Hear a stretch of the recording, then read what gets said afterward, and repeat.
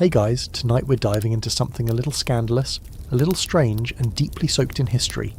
You're about to time travel back to the Middle Ages, when the church wasn't just telling you how to pray, but when to have sex, or more accurately, when not to. Spoiler alert, it's more than half the year. That's right, according to religious law, there were more forbidden days than permitted ones, and violating those restrictions could earn you public shame, a hefty penance, or even a lifetime of spiritual anxiety. If you're hoping to survive this era with your sanity and libido intact, you probably won't. Not entirely. So, before you get comfortable, take a moment to like the video and subscribe, but only if you genuinely enjoy what I do here. I'm curious, where are you watching from, and what time is it right now? Drop it in the comments below. Now, dim the lights, maybe turn on a fan for that soft background hum, and let's ease into tonight's journey together. Your eyes open in a flickering candlelit room. The air smells of beeswax and musty parchment. Outside the stone walls, church bells ring out the hour. You're living in a village somewhere in 13th century Europe, where the church's influence stretches from the pulpit to your pantry, and yes, even into your bed. You haven't even kissed your betrothed yet, and already the local priest is making it known that certain things are not allowed. Not on Sundays, not during Lent, not during Advent. Not on the eve of a feast day, not if you're menstruating, not if you just ate garlic, and definitely not if it's a Wednesday. The list goes on.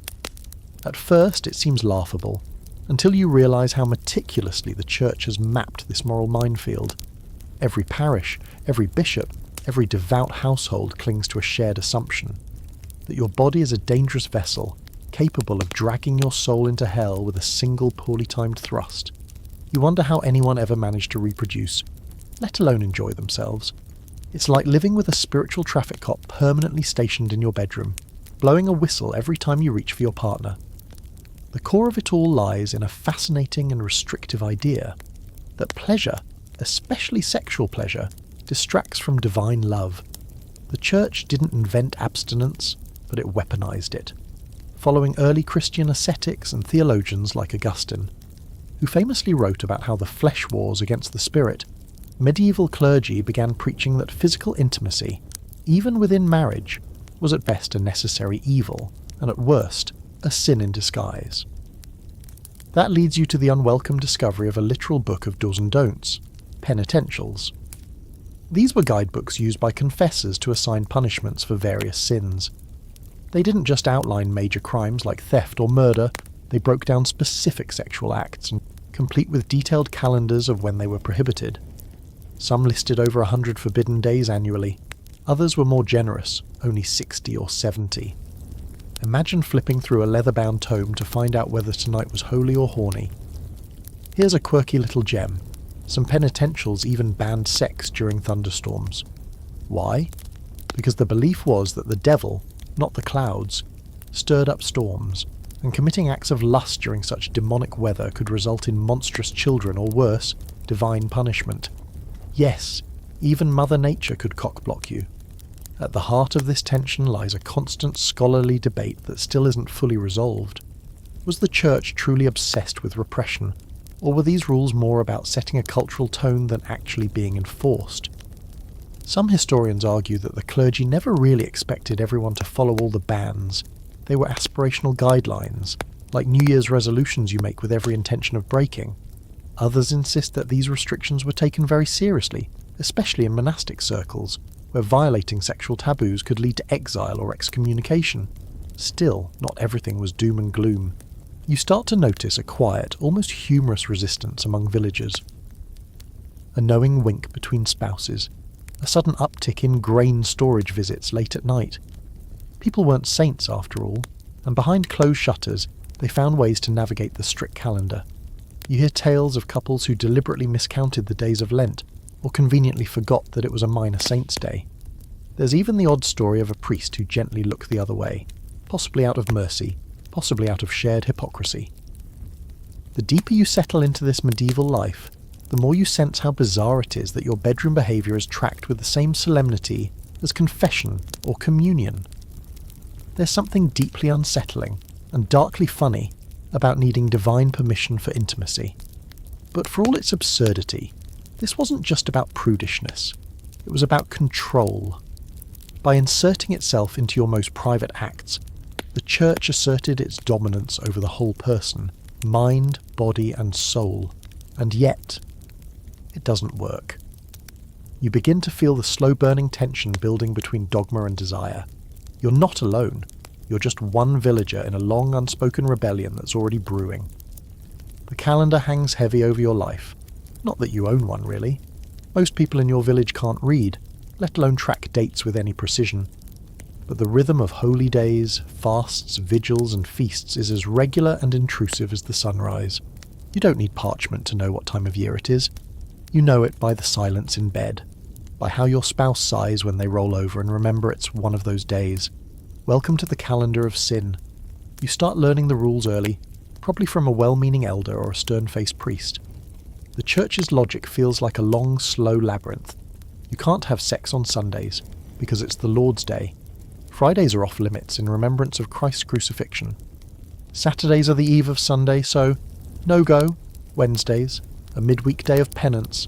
That already knocks out over half the week. And then come the major liturgical seasons, Lent, Advent, Rogation Days, Ember Days, the 12 days of Christmas, and assorted saints' feast days, all sprinkled generously through the year like salt on cold porridge. If you do the math, and trust us, some medieval monks absolutely did, you're left with maybe 100 safe days in a year. That's if you're lucky. And it's not like you can just let loose on those greenlit days either. There are still rules.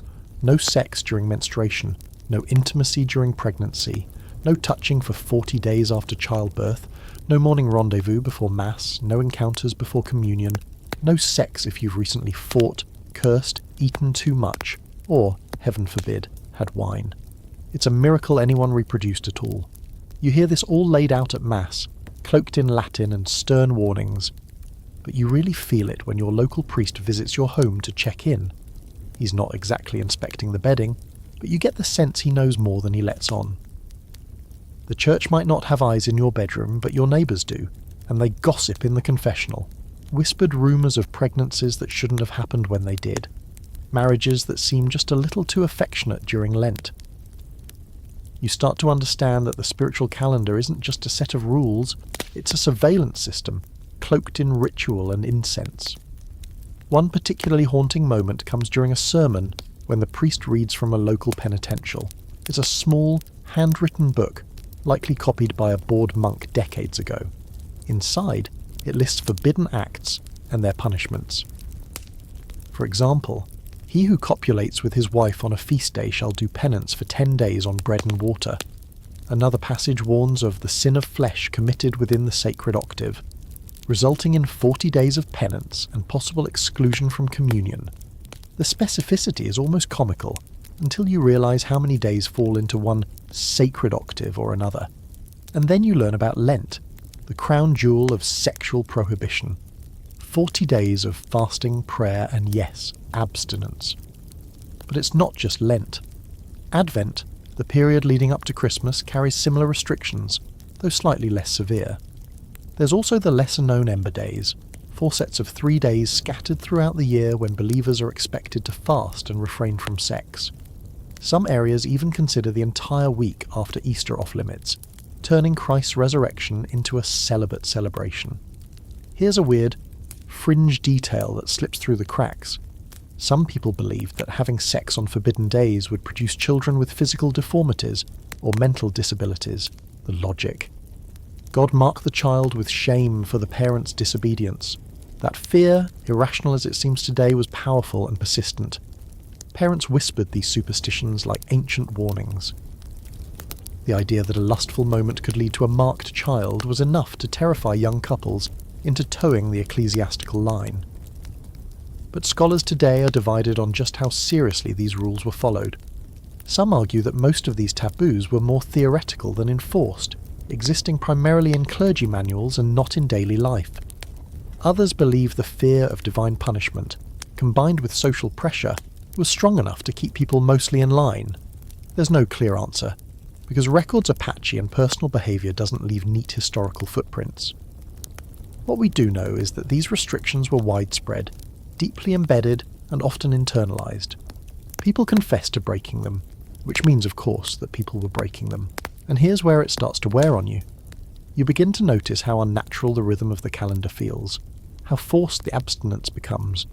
You and your partner may share a deep bond, but that bond is put on pause again and again by invisible hands.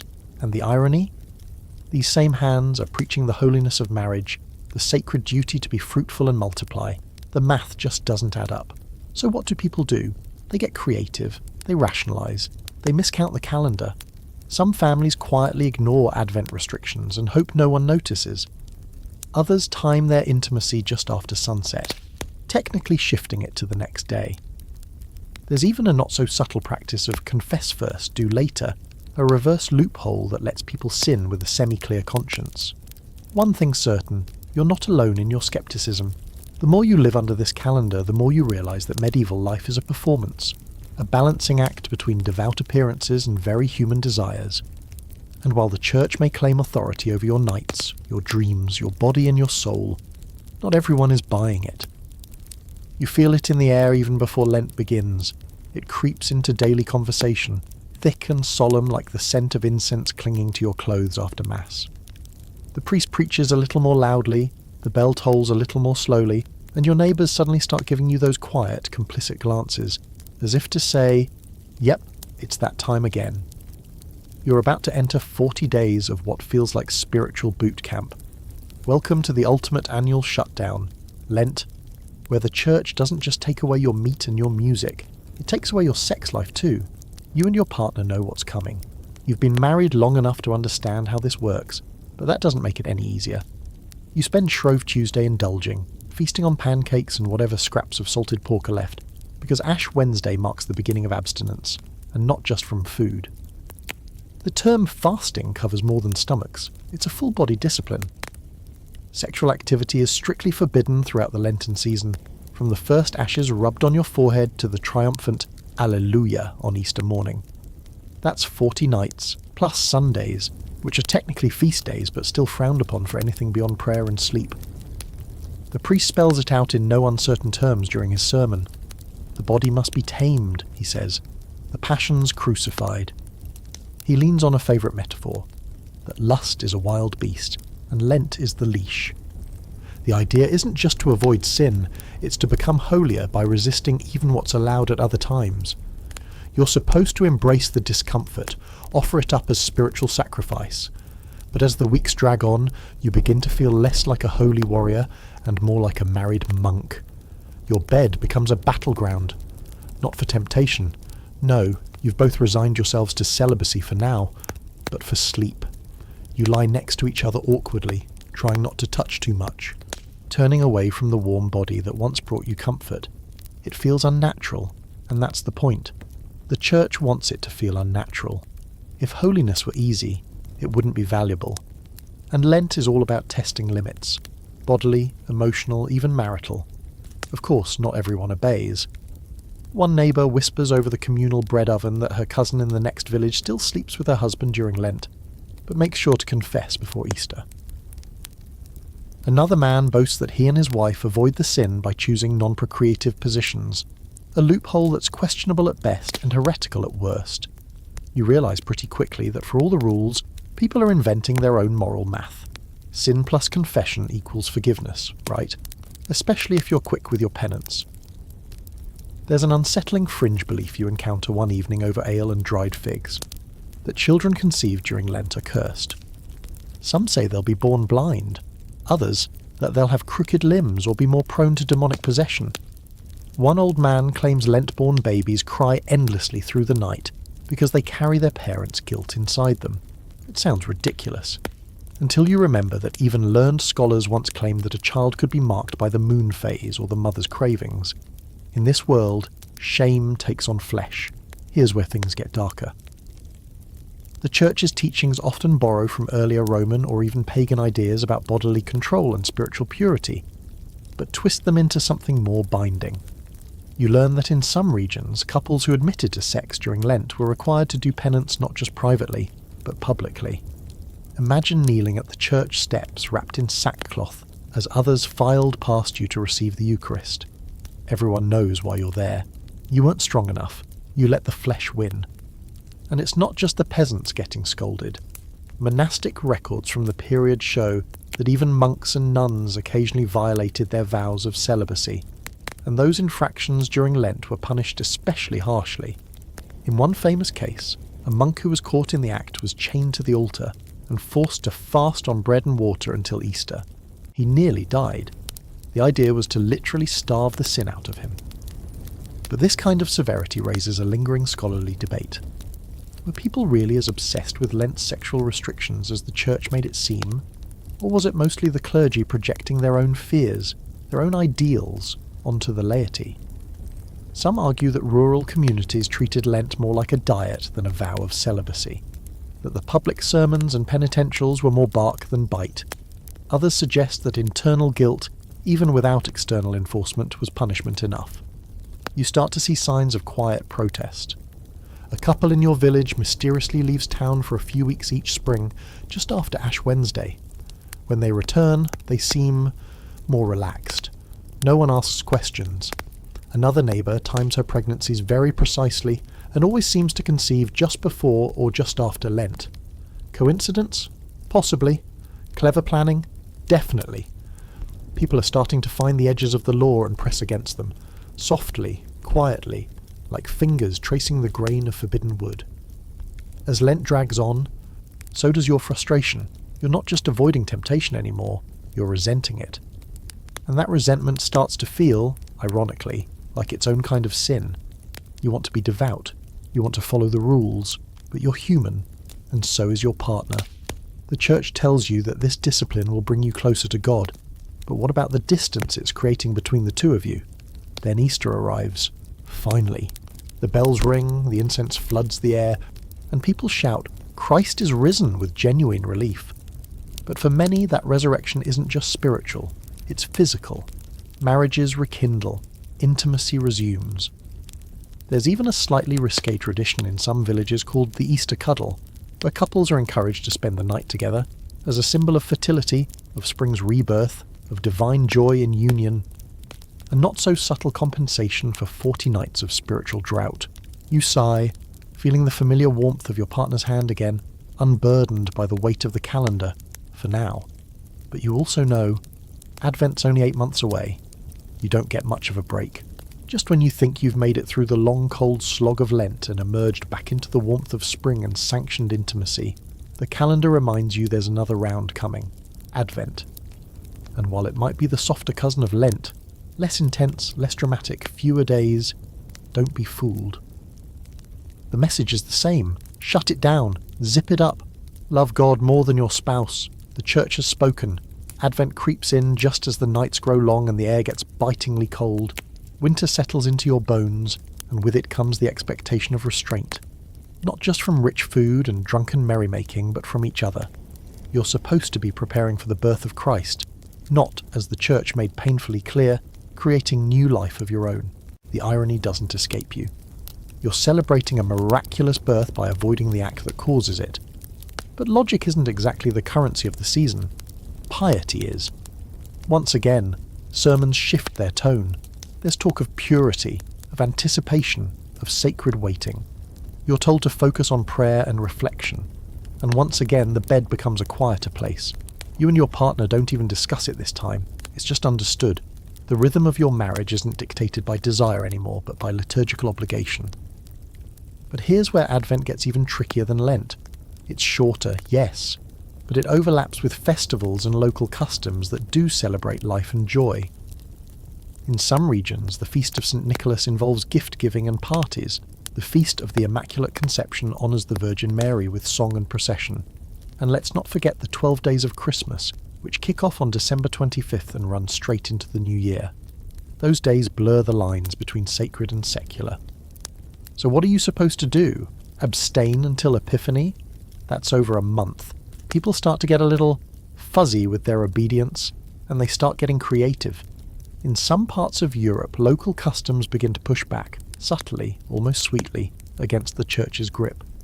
You hear stories of couples exchanging secret tokens during Advent, little love charms or fertility symbols wrapped in ribbon. There are songs sung in quiet dialects, full of double meanings and coy references. Some believe that conceiving a child during the darkest part of the year, especially near the solstice, is actually a sign of favour from nature, not sin. It's the earth reclaiming its rhythms from the cold hands of the clergy. Still, for every quiet rebellion, there's an equally loud warning. One bizarre fringe belief that spreads during this time is that the devil walks the earth more freely during Advent, particularly on long dark nights when people are tempted to seek comfort in each other. The story goes that Satan can slip between the sheets unseen, hitching a ride on desire like a parasite. Some penitentials even describe what happens when couples ignore the ban. Children born from these unions are not just spiritually flawed, they are cursed, marked by a wandering demon. Sounds like ghost story nonsense, but in a time when people still believe in witches and werewolves, it's more than enough to keep some households compliant. You begin to wonder how much of this is truly about faith, and how much is about fear. That's a question scholars still wrestle with. Some argue that Advent's restrictions were never as harshly enforced as Lent's, and that most priests turned a blind eye to minor violations. Others insist that Advent was taken just as seriously in many regions, especially as Christmas gained prominence. The truth is likely somewhere in between, buried under centuries of oral tradition and inconsistent enforcement. After all, enforcement depended heavily on the mood of the local clergy and their own ability to resist temptation. In your own village, the mood is cautious. You see fewer couples walking hand in hand during the season. The tavern is quieter at night. There's a strange sense of suspended animation, as though everyone is waiting not just for Christ, but for permission to feel close again. When people do talk, it's often about the coming feast, about roasts and puddings and fresh bread. No one says it out loud, but you get the sense they're also looking forward to being able to touch again. To climb back into bed without counting days or second-guessing kisses. One snowy evening, you overhear an argument between a young couple near the well. The woman accuses the man of trying to pressure her, of disrespecting the season. He responds that God surely wouldn't punish two people in love, especially married ones. She starts to cry. It's awkward and raw, and you realise that beneath the layer of religious duty, these rules are straining real human relationships. It's not just about doctrine. It's about the daily push and pull of guilt, desire, obligation, and disappointment. Yet even with all the restrictions, babies are still born in late summer and early autumn, right on schedule for conception during Advent, which means people are doing it quietly, secretly, maybe even joyfully. And some priests, they're looking the other way. You catch wind of one who simply instructs couples to confess it later, so long as it was loving. Not all clergy are iron-fisted moralists. Some are just as conflicted as you.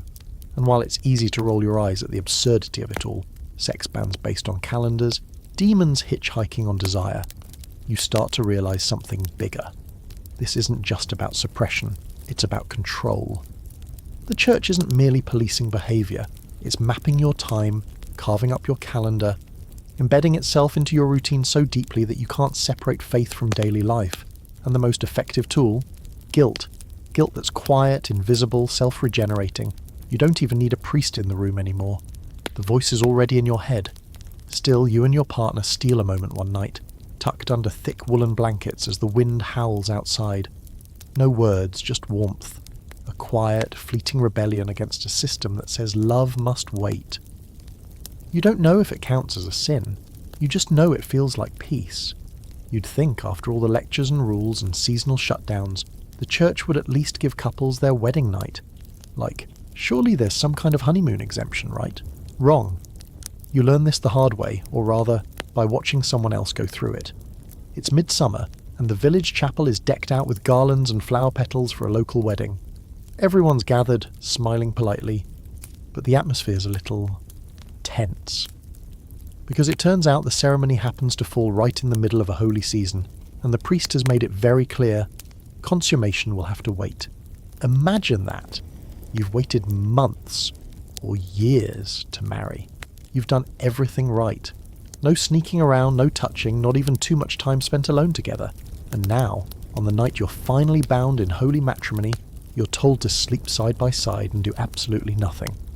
The church doesn't just believe in self-control, it believes in delayed gratification on a truly theological level.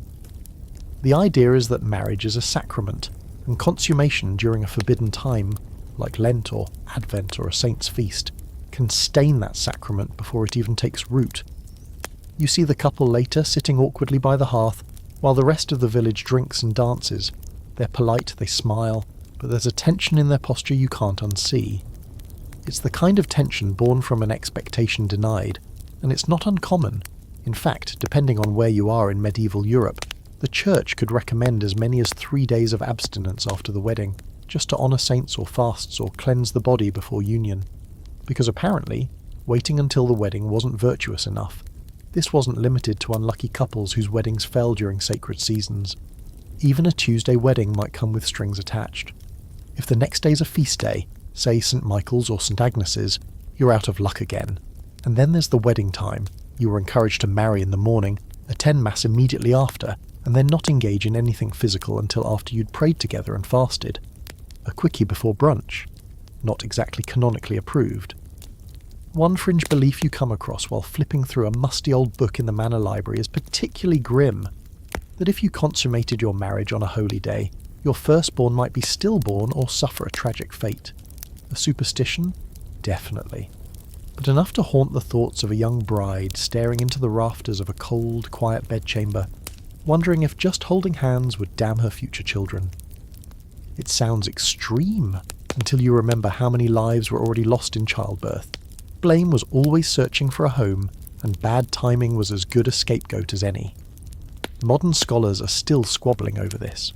Did the church really expect couples to abstain on their wedding night? Or was this more like a pious suggestion that few took seriously? Records are scarce. But personal letters and confessionals hint that many couples simply ignored the rule, especially in rural areas where the priest lived far away and had more pressing concerns than your post-nuptial activities. But in cities and abbey-dominated towns, the pressure was real. Some couples even confessed just hours after their first night together, ashamed that they hadn't waited the extra day. The fear of spiritual taint lingered like smoke after a candle's been snuffed. You begin to see how deep this rabbit hole goes, because it's not just about sin, it's about scheduling. The church doesn't just govern your morals, it governs your calendar, and by extension, your impulses, your relationships, your milestones. Marriage isn't just a personal vow, it's a public, regulated event with multiple levels of compliance. Think of it less like a wedding, and more like an ecclesiastical permit to touch each other with blackout dates. Hear one of the older women in your village mutter that it used to be worse, that in her mother's time there was a bishop who wouldn't allow weddings during Lent at all, period.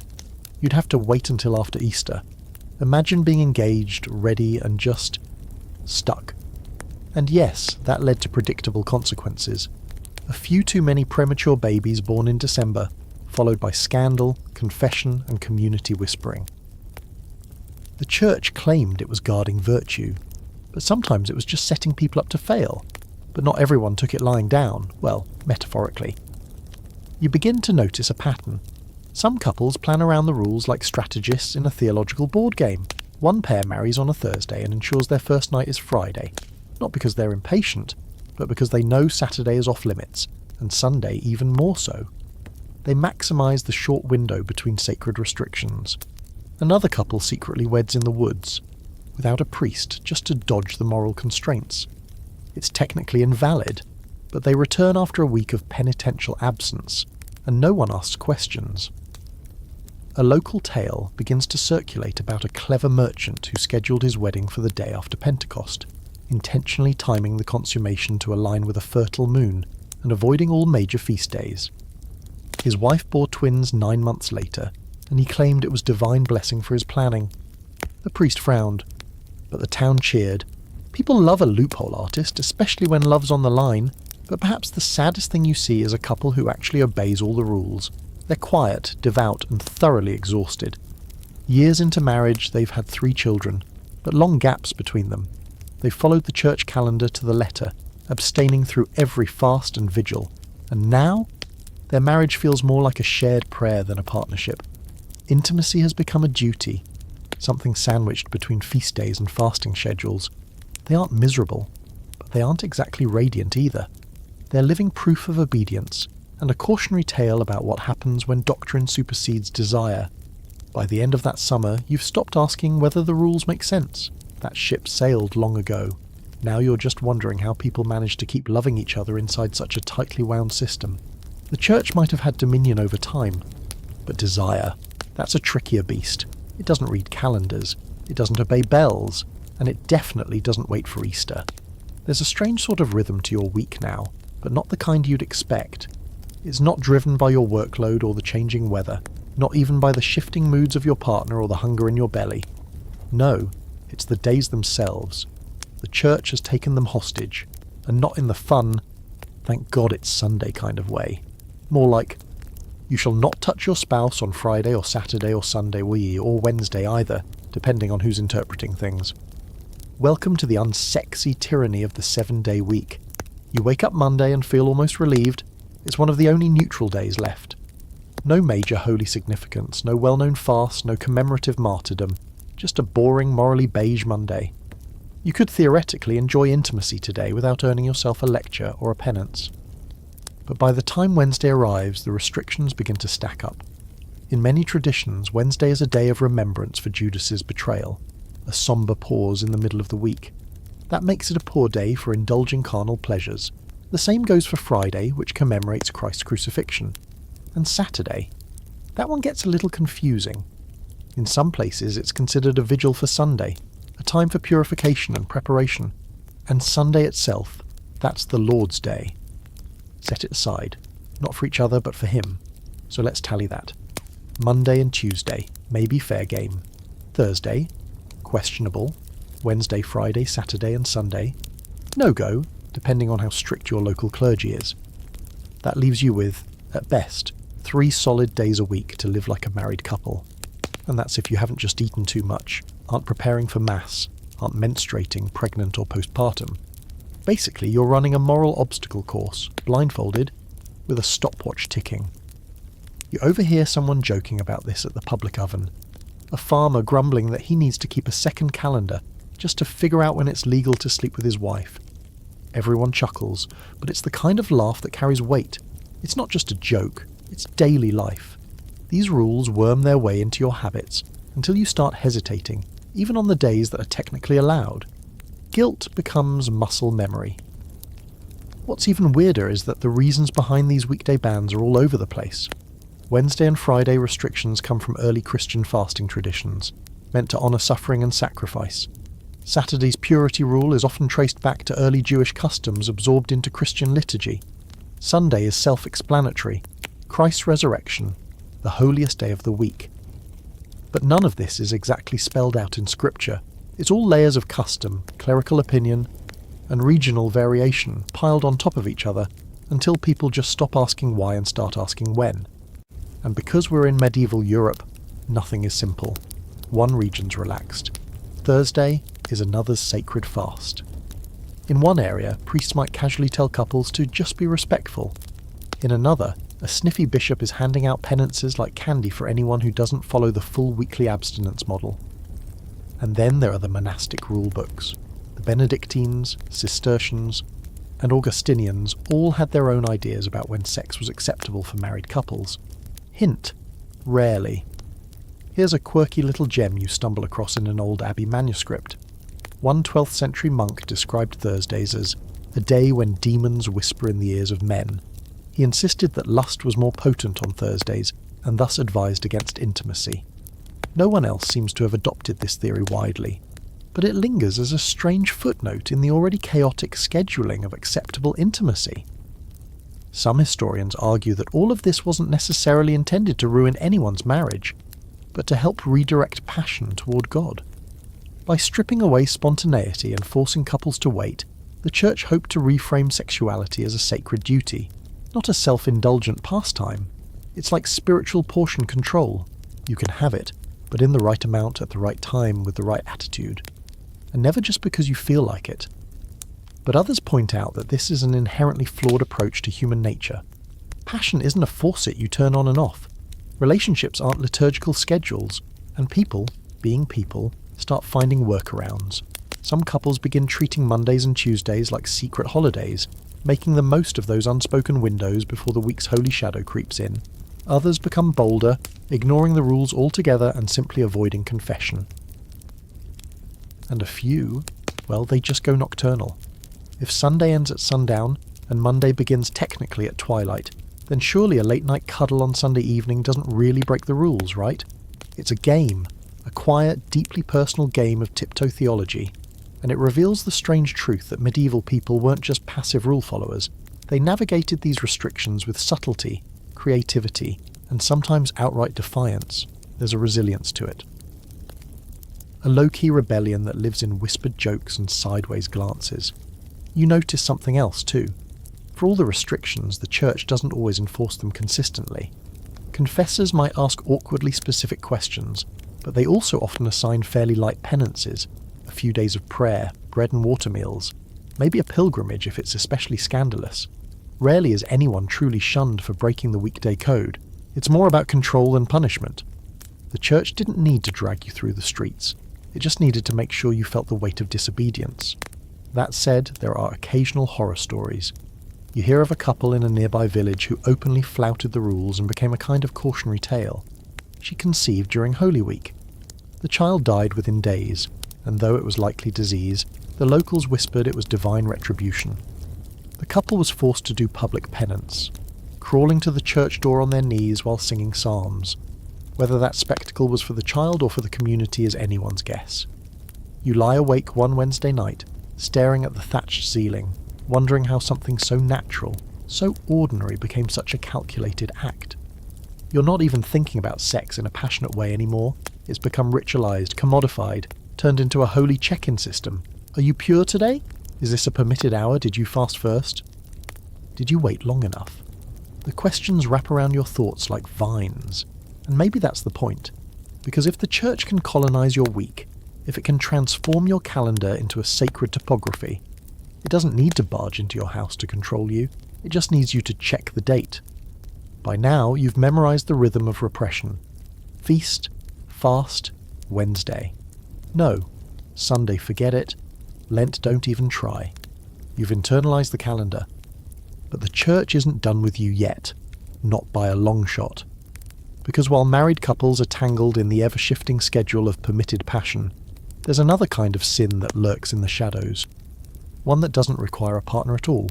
One that, in the eyes of medieval moralists, might just be the most dangerous of them all. The sin of solitude. The sin of solace. The solo act.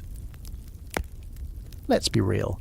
People didn't magically become asexual just because the church said don't. And when the endless list of forbidden days made intimacy with a partner nearly impossible, well, human nature didn't exactly shut off like a lantern, but the church saw that, anticipated it, and tried to crush it before it could gain momentum. Masturbation, they said, wasn't just a sin, it was an affront to God's design, a misuse of the body, and a kind of spiritual suicide. And unlike marital sex, which could at least be justified by procreation, solo pleasure had no such loophole. It was entirely self-focused, entirely carnal, entirely damnable. The sermons didn't mince words. Some described self-pleasure as a form of self-defilement more foul than fornication. Others warned of invisible demons lurking near the bed, eager to tempt the lonely or the restless. One priest even claimed that masturbation opened the door for Satan to enter the soul through the flesh. It wasn't just about lust, it was about spiritual vulnerability. Doing it alone made you more susceptible to sin, more distant from God, and, if you believe some particularly theatrical texts, a magnet for demonic possession. You discover that confession manuals were obsessed with this topic. They included entire sections just for it, with detailed questions like, "Hast thou ever laid with thyself as thou would with thy wife?" Or, "Didst thou spill thy seed in solitude, thinking of women or other unnatural fantasies?" The language was specific, graphic, uncomfortable, and entirely one-sided. There was no sense of compassion or curiosity, just condemnation. In one dusty copy of a penitential found in the Abbey archives, you come across this gem: "He who commits solitary defilement shall fast for 40 days, eat no meat, and sleep without fire." That last part really hits you. Sleep without fire? In winter? That's more than punishment. It's cruelty with a theological bow on it. The implication is clear. If you seek warmth in yourself, the church will make you cold. And then there's the fringe law, the really bizarre stuff. A popular superstition in some corners of Europe claimed that angels recorded every instance of self-pleasure in a celestial book, and that on Judgment Day, your sins would be read aloud in front of the entire heavenly court. Imagine that. Standing before the throne of God as your angel flips through a divine ledger and recites every time you got handsy. That alone could keep a person celibate for life, or at least very, very nervous.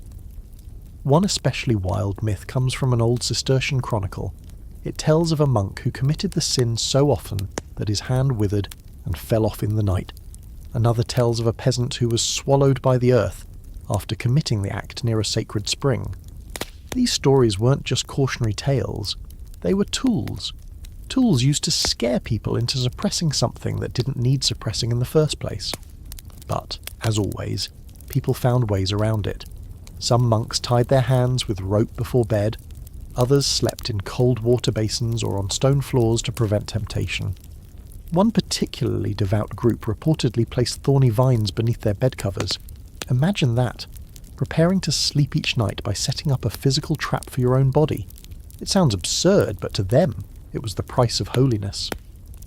Outside the monasteries, things were a little murkier. Among the laity, it's hard to know how much self-policing really happened. There were no surveillance cameras, no spiritual drones circling overhead. But guilt was everywhere. Even if no one saw you, you thought someone did. Or worse, that God did. And that internal tension, you feel it slowly suffocating the mind. Like a hand not gripping your flesh, but your thoughts. What's fascinating is how unevenly this was treated across gender lines. Men were warned of the spiritual and physical decay that would come from overindulgence, blindness, weakness, madness. Women, on the other hand, were often left out of the conversation entirely, not because the church thought they were immune, but because female desire was either ignored or framed as inherently demonic. When it was acknowledged, it came cloaked in misogyny. A woman who sought pleasure alone was considered doubly sinful, not just lustful, but disobedient to male authority. You weren't just sinning, you were stepping out of a line. Scholars today argue over whether these solo prohibitions were taken as seriously in daily life as the texts suggest. Some believe the church exaggerated the issue, projecting anxiety over bodily control onto the masses. Others argue that internalized guilt was so widespread that even unconfessed acts weighed heavily on the conscience. And there's the third camp, the quiet, often unrecorded reality that people sinned and simply didn't confess, or confessed it once, then kept doing it anyway. You start to notice how this shapes the psyche. Even when no one's watching, you pause, you hesitate. The body becomes something suspect or something to be monitored and corrected. The act of pleasure, of self-knowing, becomes tangled in dread. And dread, as you've learned by now, is the church's favourite bedtime story. And yet, in spite of it all, the sin continues, quietly, secretly. The monk behind closed doors, the peasant boy under hayloft shadows, the newlywed wife staring at the ceiling, wondering why God gave her this body if she's not allowed to feel it. The church can write all the manuals it wants. It can preach, punish, even terrify, but it can't unmake human nature. And in the silence of a cold, fireless night, someone, somewhere, reaches for comfort. It's sometime in late autumn, and you find yourself helping repair a wall at the local monastery, mud, stone, sweat, and silence. The brothers don't talk much except when they chant, but one thing becomes crystal clear. They live by the book, and not just the book, but a whole forest of them. Handwritten manuals, thick with ink and ironclad rules. You sneak a glance at one while fetching tools for the scriptorium and spot a title so long it could be its own sermon. It's a penitential, of course, and this one isn't just about prayer or fasting, it's about you. Specifically, what you do when you do it, and who you do it with, or don't. It turns out monasteries were the early adopters of the sexual regulation game. Long before these rules trickled down to everyday folks, monks were drawing up elaborate behavioural flowcharts for themselves and their flocks. These weren't vague spiritual suggestions, they were line-by-line protocols. Some of the most famous come from the Irish and Anglo-Saxon churches, which produced penitentials so specific they read like a very uncomfortable FAQ. Flip through one and you'll see entries like, if a man has intercourse with his wife during her menstrual period, let him fast for 20 days. If during Lent, 40 days. If on a Sunday, 30. If during both, 60. It's like a medieval math problem, and you thought your relationship was complicated. The rules are staggeringly granular. There's one for sex on feast days, one for sex on fast days, one for if the woman is pregnant, another for if she isn't, one for if she's on her period, one for if you just ate meat, one for if you've already had sex that week. It's as if someone decided to take every possible scenario, no matter how improbable, and create a corresponding punishment like it was part of some cosmic loyalty program, sin 3 times, and get a free heresy accusation.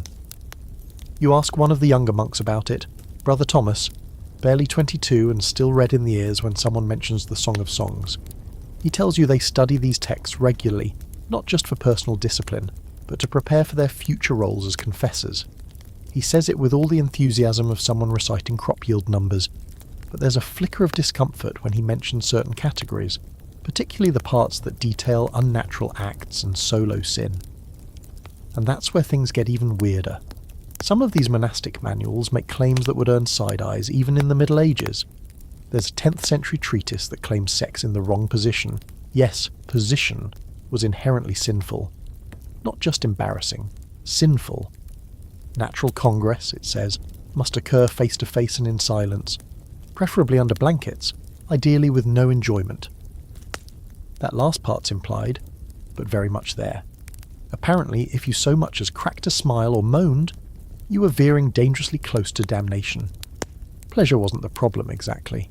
It was the fact that it made you forget your mortality, that it lifted your soul away from prayer, that it made you feel good in a world designed, according to some monks, to remind you of sin and suffering. One fringe rule you stumble upon, possibly apocryphal but delightfully bizarre, warns that couples who couple while standing up are more likely to give birth to thieves. No explanation, no logic, just a warning that upright intimacy breeds moral degeneracy. You make a mental note never to try it in a field, or at least not near a monk. Historians debate whether these manuals were practical guides or just monastic brain dumps. Extreme moral wish lists meant more for spiritual elite than everyday folk. Some scholars argue they were overblown, never meant for universal enforcement. Others believe these rules were enforced, and the manuals served as training tools for confession and ecclesiastical courts. There's no consensus, only scribbled margins, copies on vellum, and the haunted eyes of young confessors in training. But what's undeniable is that these rulebooks filtered down. They didn't stay cloistered forever. As monasteries educated the clergy, and clergy guided the laity, the rules seeped out. They became sermons, confessional questions, marital expectations. What began as niche monastic practice slowly ossified into social expectation, especially in rural towns where the priest was not just your religious authority, but your only access to knowledge, justice, and penance. You begin to realize the trap that was laid. The monks weren't trying to ruin anyone's life, they were trying to live holy ones, but their ideas of holiness were based on the denial of pleasure, the sanctification of suffering, the view that the body was a vessel to be subdued, not celebrated. And when that worldview gets exported to the general population, things start to unravel. You meet a widow in your village who confesses, after some wine loosens her tongue, that she hasn't known physical touch in over a decade, not since her husband died. She says she doesn't dare think of remarriage. Her priest discourages it. He says her time now is for prayer, not passion. But she misses warmth, misses being held, misses the part of herself she was told to bury. Then there's the young couple who come to you in whispers, asking if it's a sin that they laugh during intimacy, that they kiss each other's backs, that they sometimes talk afterward instead of praying. You don't know what to say, because technically, according to the old rulebooks, yes. But according to your gut, your very human instincts, absolutely not. And that's where the quiet rebellion starts, not with dramatic heresies or fiery protests, but with giggles under blankets, with stolen touches, with someone choosing to hold their partner instead of lighting a candle. The monastery walls may be thick, but human desire always finds the cracks. By the end of the week, your muscles ache from hauling stone and mortar, but it's nothing compared to the mental weight of those monastic texts. The sheer volume of rules, so meticulous and joyless starts to make you laugh. Not because it's funny, but because it's absurd. Because the idea that holiness requires a spreadsheet of forbidden positions and prohibited Wednesdays feels more like spiritual micromanagement than divine wisdom. And as you leave the monastery gates, the bell tolling behind you, you realise something important. The rules might have started in places like this, but they didn't end there. They followed people home, into their beds, into their marriages, and for many, into their guilt. It's a rainy evening when you first hear the phrase demon baby. You're half listening to two elderly women whisper near the well, huddled under a shared shawl, trading a story with that gleeful horror reserved for ghost tales and scandals. A neighbour's daughter, they say, gave birth to a baby with a curled foot and a squinting eye, and wouldn't you know it, she and her husband had conceived the child during a forbidden Holy Week. The timing added up. The child, they murmured, was marked, not by chance or heredity, but by sin, conceived in darkness, shaped by disobedience. You want to laugh, but you don't, because you've heard stories like this before, not just in whispers, but from pulpits, in penance books, in the heavy sighs of new mothers holding perfectly healthy babies, but still glancing over their shoulders, wondering if that faint rash or odd birthmark is a divine rebuke. Welcome to one of the most unsettling chapters of church-imposed shame. The superstitious fear that sex during unclean times wouldn't just stain your soul, it could warp your unborn child. It starts, like most things in this world, with fear dressed up as theology. The church taught that the act of sex wasn't sinful within marriage, but only under very specific conditions. That list of conditions, of course, was as long and flexible as a priest's sleeve, and one of the core ideas nestled in this spiritual labyrinth was that your state of soul at the moment of conception directly affected the child. Impure act, impure outcome. Now, medically speaking, medieval people had creative ideas about reproduction. The body was understood through the lens of humours, those four magical fluids that allegedly governed health, personality and fate. Sperm and womb were mysterious alchemies. Conception was a holy fusion. And so, logically, if the act of conception was corrupted, by lust, by timing, by wrong thoughts, then the result would be a corrupted child.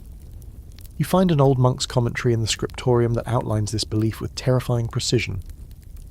He writes that children conceived during Lent are more prone to illness and melancholy.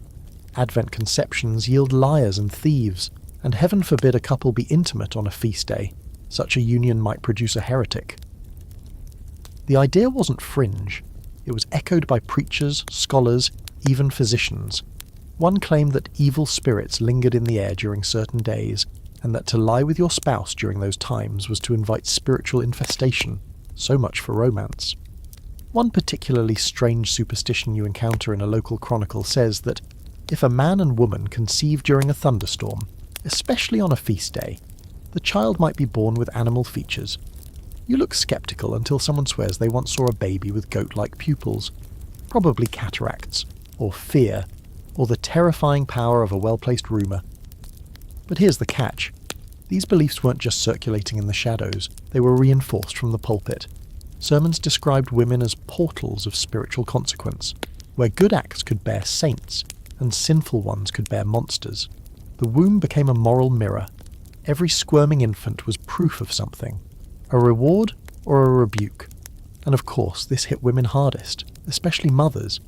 If a child was born sick or disabled or even just quiet instead of gurgling, the first question wasn't what's wrong, but when was it conceived? Women were expected to carry not just the child, but the full theological weight of their marital calendar. A single night of weakness could haunt them for life. You meet one woman who confesses with tears in her eyes that she conceived during the tail end of Lent because her husband insisted. Their child was stillborn. She's convinced it was her fault, her sin, her punishment. The scholarly debate around all this is split. Some argue that these fears were mostly superstition, village folklore repackaged as divine warning, more pagan than Christian. Others insist it was a natural extension of church doctrine. If sin affects the soul, and the soul enters the body at conception, then of course sin could deform the body too. Theologians like Augustine and Aquinas danced around the idea, never fully endorsing it, but also never denying it. And in a world where theology filled the gaps that medicine couldn't, belief held more sway than proof. The ripple effects of this mindset were everywhere. Midwives, those gatekeepers of medieval childbirth, were often caught between church rules and lived experience. Some refused to assist with births they deemed tainted. Others quietly ignored the rules, too practical to care whether the child was conceived on Ember Wednesday or St. Lucy's Eve. But even the most pragmatic among them had a stash of holy water just in case. You see this belief system infecting everything: art, literature, even lullabies. One cradle song warns children not to grow like the cursed ones born under moonlight sin. Another tale, told by candlelight, follows a girl born on Easter morning who grows feathers in secret. You try not to laugh, but part of you wonders if people truly believed these things, or just needed a way to explain pain, tragedy, the chaos of reproduction, a malformed limb, a quiet baby, a sudden fever, something to blame. Because God willed it wasn't always a comforting answer. And yet, for all the absurdity, there's a chilling effectiveness to it. These superstitions did what centuries of sermons couldn't. They made people fear desire not just for its moral weight, but for its flesh and blood consequences. It wasn't just your soul at stake, it was your unborn child's life, health, and future. That's a powerful motivator, terrifyingly so. But even here, you see resistance. Not outright defiance, but quiet, stubborn doubt. A woman who says her second child was conceived on All Saints' Day and grew into the kindest man in the village. A man who jokes that if feast day babies were cursed, then he must be a demon himself, twice over. And a midwife who mutters that God doesn't count days, people do. Still, the fear lingers.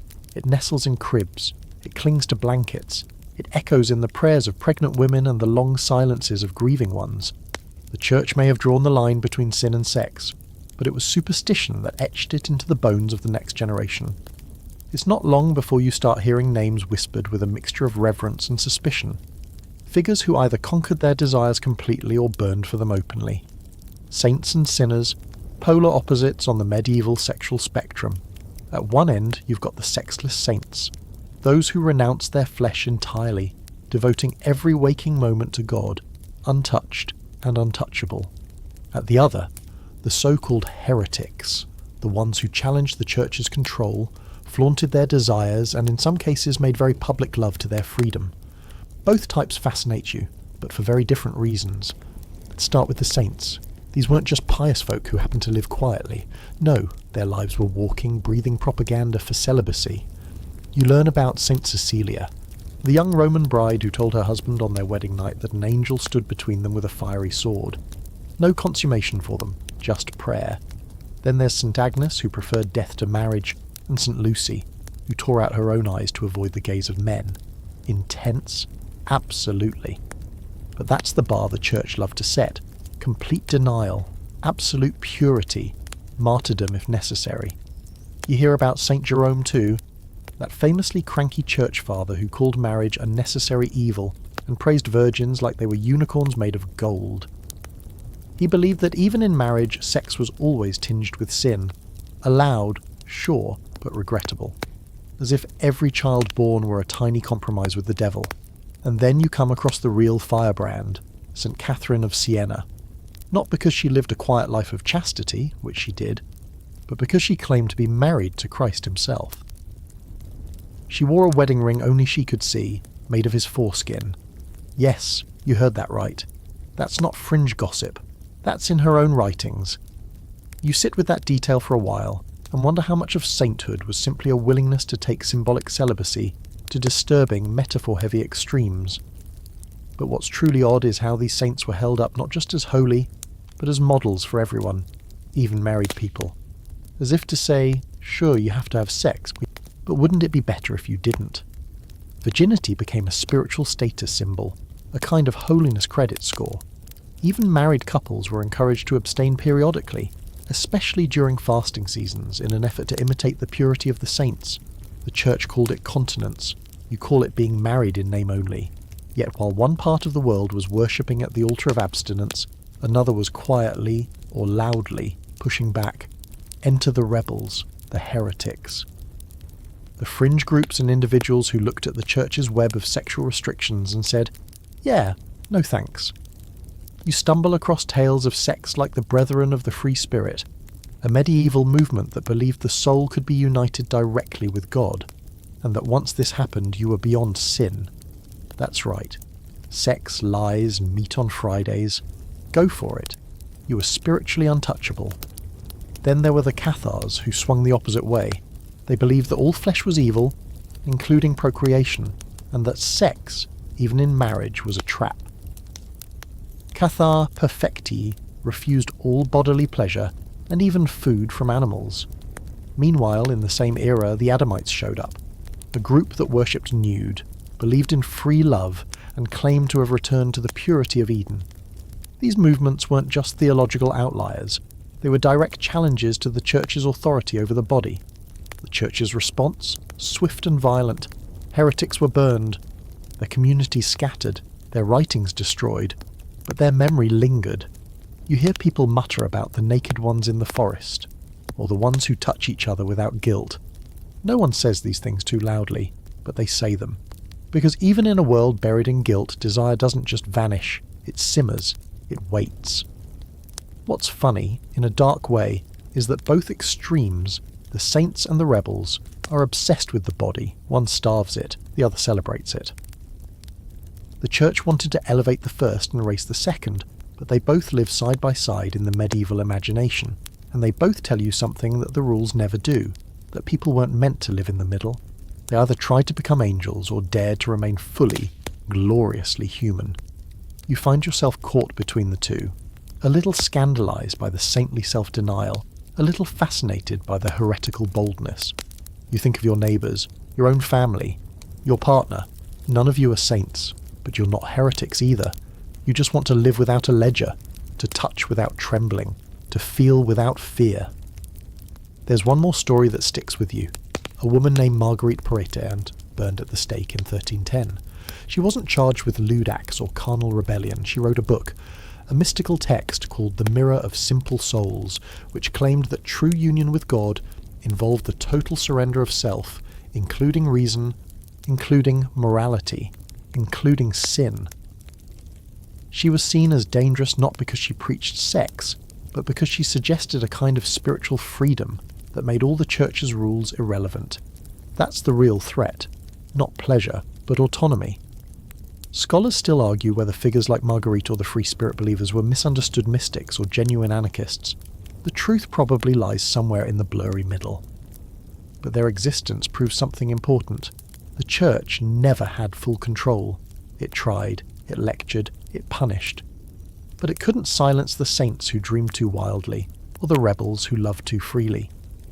So here you are, stuck between Catherine's mystical marriage and the Adamites' joyful nakedness, between fire and fire. The Church says one will burn in hell, the other burns here. If you thought the tension between sin and sex stayed in the church or the confessional, you're in for a rude awakening. Turns out the most contested territory isn't in the monastery or even in your thoughts. It's in your bedroom. The marriage bed, in medieval theology, isn't a sanctuary of love or comfort. It's a battleground, a place where holiness and desire wrestle under the sheets, night after night. And the Church, oh, it's camped outside the door, listening closely, holding a clipboard. You start to understand that marriage wasn't seen as a mutual bond so much as a spiritual pressure cooker. You're supposed to be married to avoid fornication, not because it's a noble or joyful union. The priest says it plainly, better to marry than to burn. Not exactly the kind of romantic vow you want stitched on a pillow. It's damage control theology. Marriage isn't permission, it's containment. A moral fence around a fire the Church never quite trusts. Inside that fence, the rules still apply.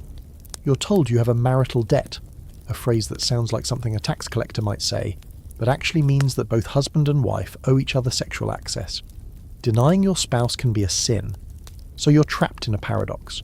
You must have sex, but only under the right conditions. You can't want it too much. You can't enjoy it too openly, and you definitely can't treat it like it's, fun. This leads to absurd scenarios.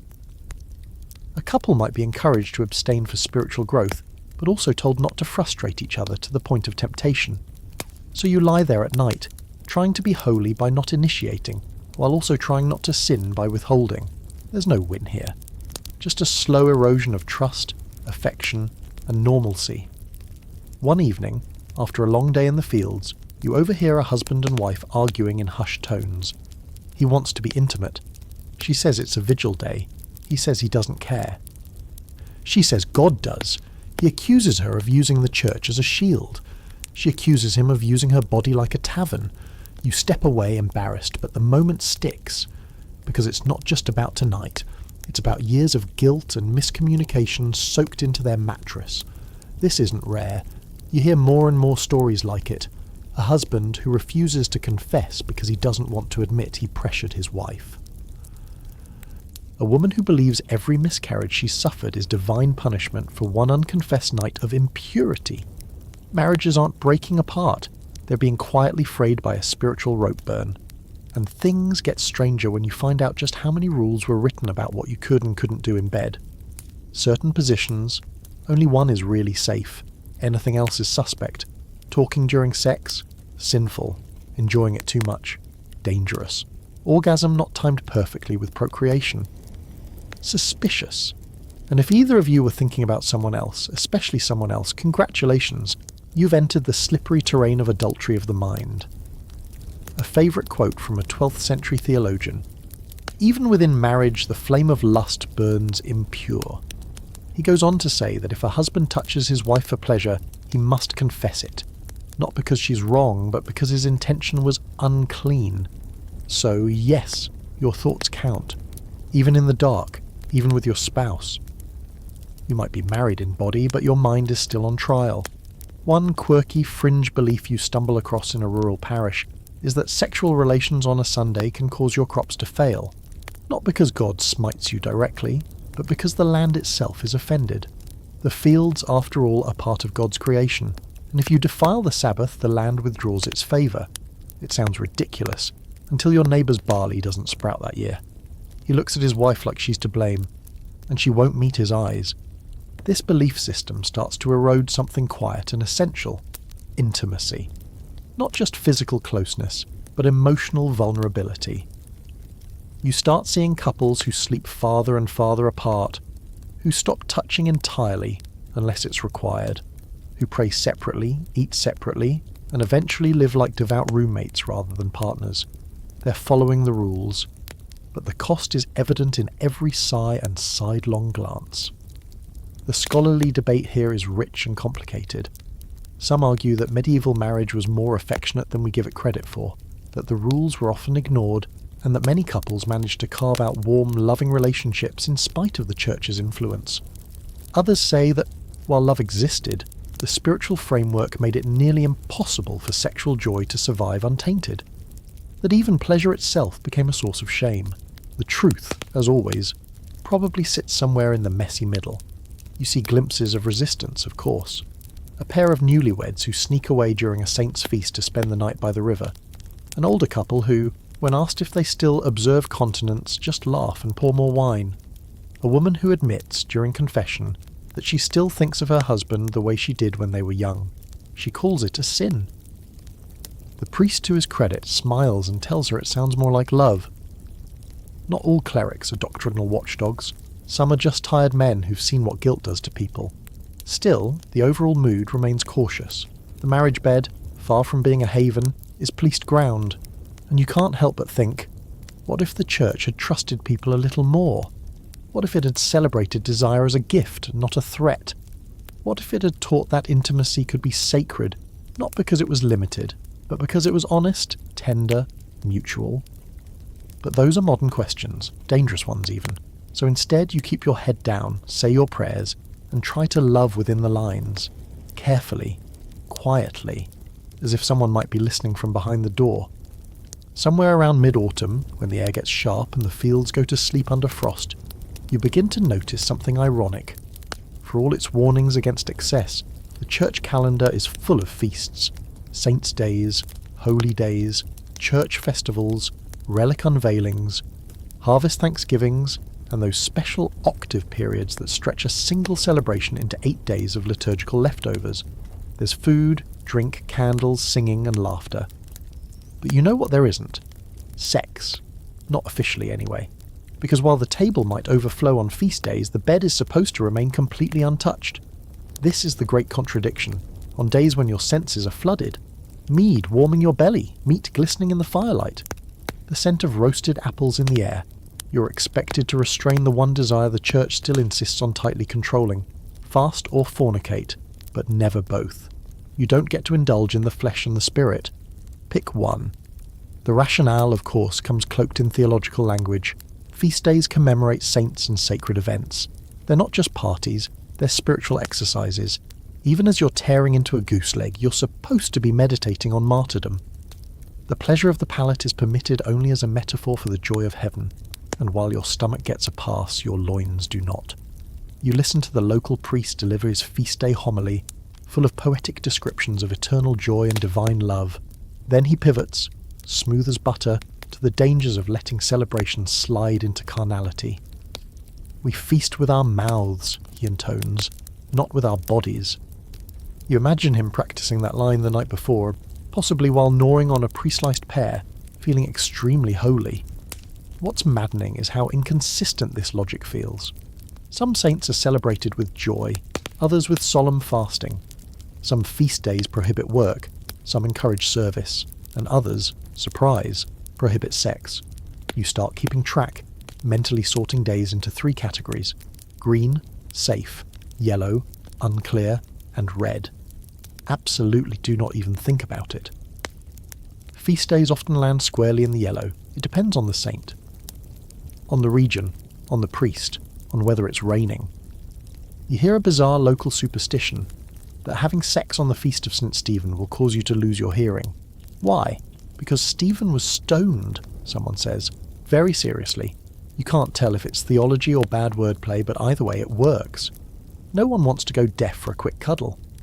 Another rulebook claims that sex on any Marian feast day is especially offensive. The logic is that the Virgin Mary represents purity and obedience, so desecrating her festival with lust, however marital, insults her memory. So mark off March 25th, Annunciation, August 15th, Assumption, September 8th, Nativity, and December 8th, Immaculate Conception. 4 red flags scattered inconveniently through the year. Then there are rogation days, which sound festive but are actually processions of prayer and penance for agriculture. You're supposed to walk the fields, recite litanies and avoid indulgence, including your spouse, especially your spouse.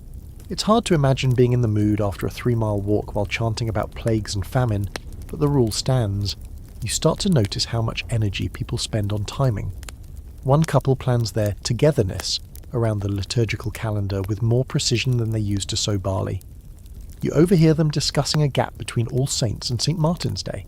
Only a few safe days, but enough for a romantic evening if they don't get caught up in novenas. Another man confesses that he once had sex on a feast day by accident. He hadn't realised it was the feast of St. Margaret. His penance? 40 days without meat, and he really likes meat. This all creates an unexpected result. Feast days become tense, not because people are hungry or overindulged, but because they're so full of enforced boundaries. You're supposed to rejoice, but not too much. Celebrate, but don't let your joy wander into your bedchamber. You begin to realise that the church doesn't just distrust desire, it distrusts pleasure in general. Any pleasure, if left unsupervised, is a gateway drug to sin. And yet, despite the warnings, despite the fiery sermons, despite the handwritten marginalia, in every moralist manuscript, people still do it. Feast days, fast days, saints' days, they still find each other. Maybe it's the wine, maybe it's the joy. Maybe it's just stubborn love in the face of relentless shame. You hear about couples who disappear during festivals, returning with flushed cheeks and no apologies. You hear about babies born precisely 9 months after major holy days, and no one says a word. The church tries to hold the line, but it's like trying to sweep the ocean with a broom. For every rule, there's a workaround. For every sin, a whispered confession. For every sermon, a long glance between spouses who've memorised the loopholes better than the priest has. There's a particularly striking moment when you pass by the festival of St. John the Baptist. The village is lit with candles. Children chase each other with straw torches, and under a tree, away from the firelight, you spot a young couple sitting close, shoulder to shoulder, hands barely touching. Not kissing, not speaking, just sitting. It's nothing, really, but it's everything. In a world where desire is criminalised, even a hand resting on a knee feels like a revolution. Scholars today still debate whether all this was meant to be taken literally or symbolically. Some argue that feast day abstinence was more about setting a spiritual mood than enforcing actual surveillance. Others point to records of penances, public shaming, even excommunications for feast day violations. The truth? It probably varied wildly. But one thing is certain. The more the church tried to script joy, the more people insisted on rewriting their lines. So here you are, drinking spiced wine under a flickering banner, chewing roast lamb while a chorus sings above you. The bells ring, the prayers rise, and behind closed doors someone else is choosing love over law. The feast goes on, above the table and beneath it. You're sweeping out the chapel when you first hear it, a whisper more than a rumour, low and nervous, like someone repeating a dream they're afraid to claim. They had to do penance, the baker's apprentice says, eyes wide, in public, for what they did. You freeze mid-sweep. You know what he means. Not theft, not blasphemy, not even adultery, just sex, at the wrong time, between a married couple, and now, apparently, it's everyone's business. It's easy to forget in this quiet medieval village, where most scandal stays behind shutters, that the church didn't just enforce moral rules with private guilt and whispered confession. Sometimes it went full performance art. Penance wasn't always quiet. Sometimes it was theatrical, deliberate, meant not just to reform the sinner but to warn the onlookers, and nothing puts on a better show than a bit of public shame. You hear more details as the week wears on. A couple had relations on a saint's day. No one says which one, but the implication is it was a big one. A real red-letter feast. Their timing was unfortunate, but the real mistake? Bragging about it. Or at least being careless enough to be overheard. The priest found out, and now their penance isn't a few prayers in the confessional. It's sackcloth, ashes, and a very long walk up the aisle at Sunday Mass, in full view of every neighbour, cousin, child, and curious stranger. You show up early that Sunday, because of course you do. Everyone does. No one says it out loud, but the mood is electric. The couple kneels in the back of the church before Mass starts, dressed in coarse grey cloth, barefoot despite the cold. Ash smudged on their foreheads, eyes fixed on the floor. The priest doesn't name their sin, but he doesn't need to. The parish already knows, and everyone's watching. It's not a flogging, no stocks, no blood, but it stings all the same, because shame in this world is a social currency. It sticks to you longer than dirt. And while the couple will be forgiven, eventually, the memory won't go away. Not from them, not from the pews, not from the curious kids whispering through the sermon. And this, you realise, is the real power of public penance. It's not about the act itself, it's about the spectacle. About reminding everyone else that even within marriage, even in your own home, your body isn't yours. It's regulated, liturgically monitored, and if you mess up the timing, the punishment won't just touch your soul.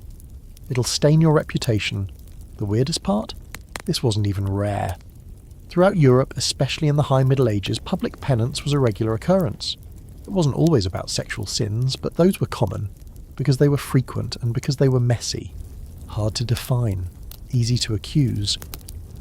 People were often hauled out not just for premarital trysts or adultery, but for impure marital acts, which could mean anything from sex during Lent to using a forbidden position. Some clerics were stricter than others.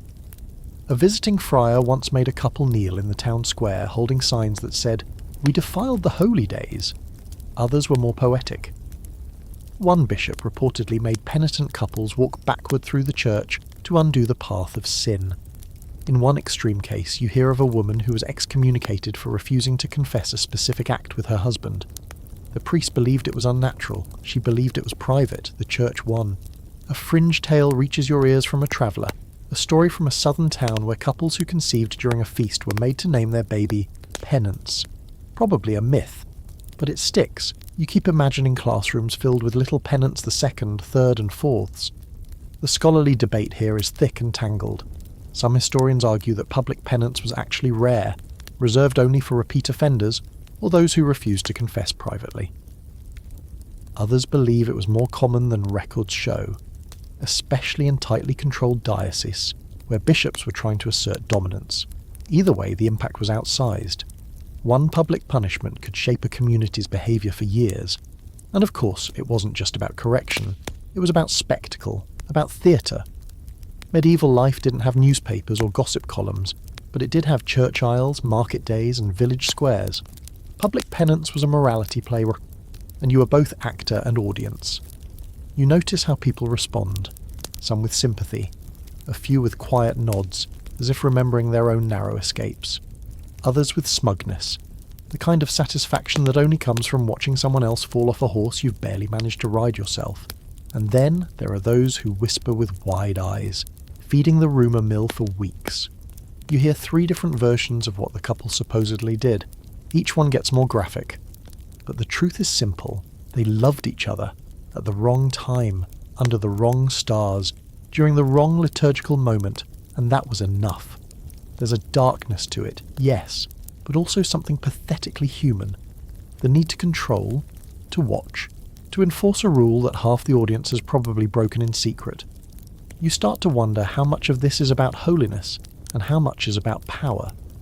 The church can't inspect every bed, but it can scare you into self-policing, and if you slip, well, then it gets to remind the entire village who's in charge, and yet beneath the shame you see something else. That couple, they sit side by side at the next Mass. They hold hands again a week later. They smile at their children. Whatever humiliation they suffered didn't break them. If anything, it made them quieter, closer, more careful. Not about timing, about each other. You leave the chapel that week thinking about how easy it is to break a person in public, but how much harder it is to break what exists in private. The quiet bond, the gentle touch, the sacred part no priest can see. The part the church will never fully own. It sneaks up on you slowly, this creeping dread that starts to follow you into confession. At first, the box feels like a shelter. Small, dark, warm, a rare place of stillness. You kneel, speak softly, wait for the shuffle of robes behind the screen, and for a while, it feels like safety. You say your prayers. You get your penance. You feel clean. But then come the questions. Not the expected ones. Not, have you lied? Or, have you stolen? Those are easy, familiar. But the others, those come with pauses, with careful phrasing, with a particular tone. Have you remained continent during the fast? Were you with your spouse on Sunday last? Did you commit any acts not oriented toward conception? You blink. You stall. You wonder if you're supposed to lie now just to make the whole thing stop. But you don't. You try to answer, and as you do, you realise the priest isn't just listening. He's evaluating, cataloguing, deciding what tier of sin you've stepped into. Was it a slip or a pattern? A moment of weakness or, God forbid, a preference? The worst part is that it's also ambiguous. The line between mortal and venial sin is blurry. One priest might assign a few Hail Marys, another might say you need to abstain for the rest of Advent. Still another might hint, gently but unmistakably, that your soul is in danger if you don't take this more seriously. So you start playing mental chess with your own words. How much detail is too much? How little is suspicious? You're not the only one.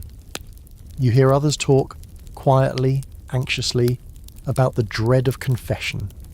Not because they've committed terrible acts, but because the questions get too personal, too clinical.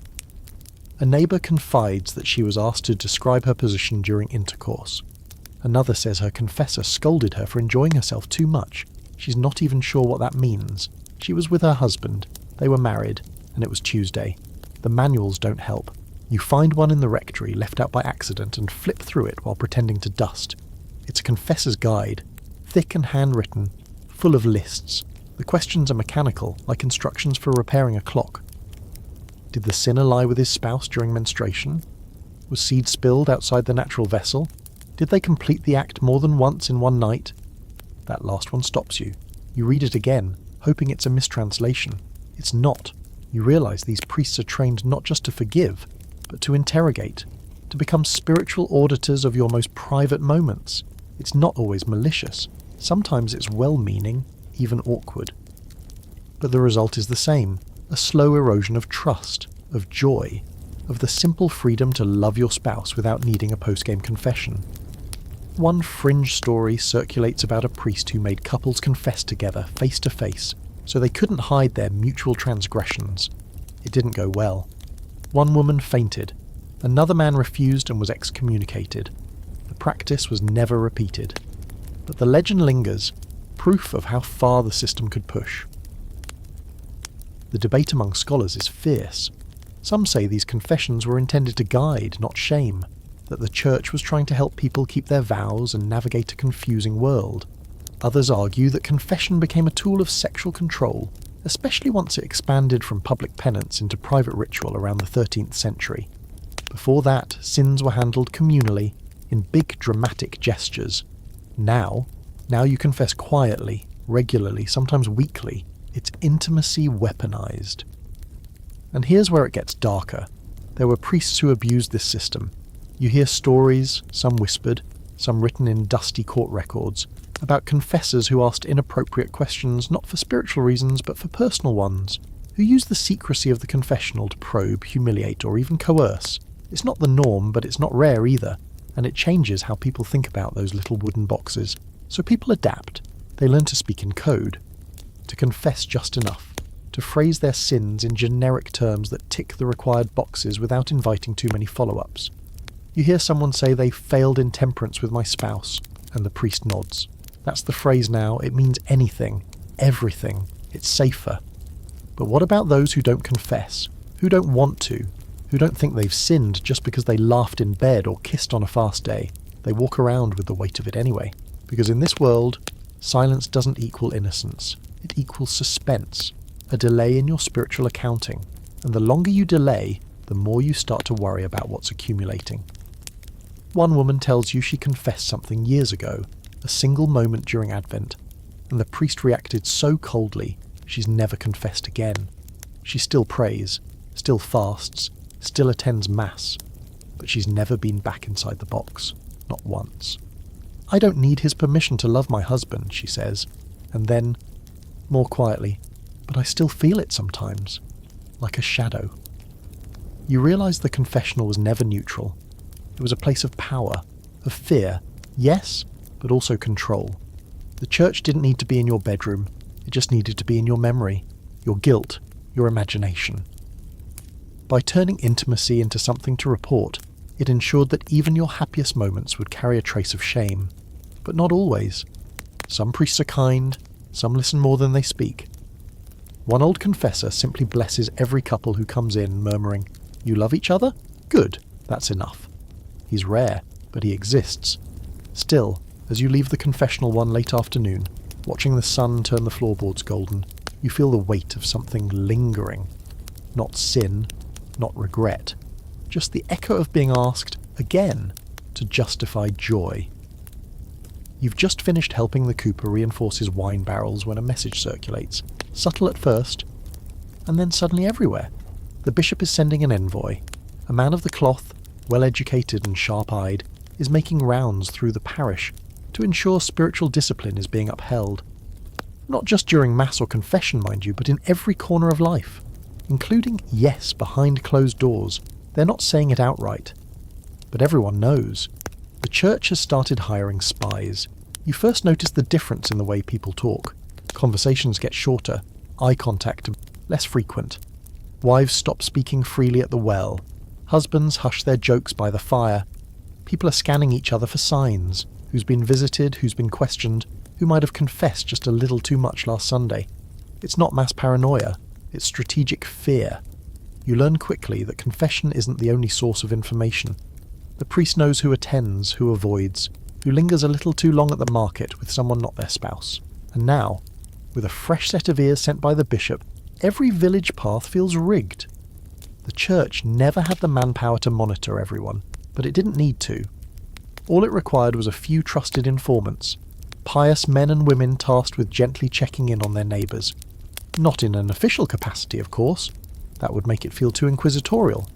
No, this is framed as pastoral care, concern, a friendly visit, a spiritual checkup. How's your prayer life, they ask. Are you keeping the fast, and the one that always follows sweet as poisoned honey? Are you living chastely? You meet one of these visitors on a damp morning when the fog rolls in low and sticky. She's middle-aged, eyes sharp, voice gentle. You've seen her at Mass, always early, always in the front. She compliments your firewood pile, then asks if your spouse has been feeling well. The pause between her sentences is loaded. Then comes the question about Advent, whether you've managed to stay spiritually focused. It can be hard, she says, for couples. Her tone is sympathetic, but her eyes are collecting data. You're careful in your answer. You speak vaguely, use the accepted phrases. We've kept our intentions pure, and we pray for strength during the vigil season. She smiles, nods, moves on, but you feel hollowed out afterward, like you just performed a morality monologue for an audience you didn't audition for.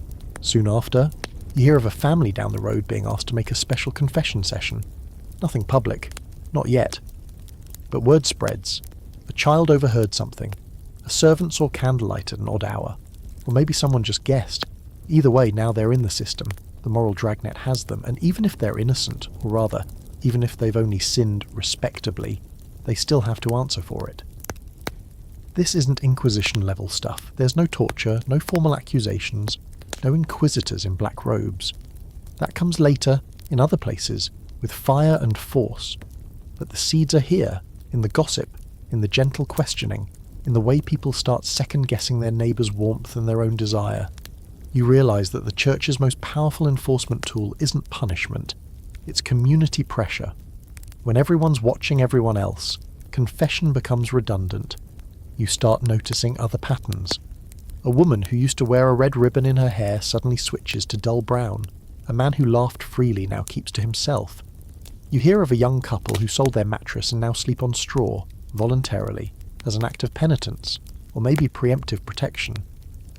If you remove the temptation, you remove the sin. That's the logic anyway. The worst is the fear it plants in your own home. You and your partner start whispering more often, waiting until late to speak freely, and even then, with unease. One night you reach out just to hold their hand, and pause, not because you're afraid of them, but because you wonder, absurdly, if someone might hear. There's no one outside, no eyes at the window, but that's how well the system works. It doesn't need to be real, just feared.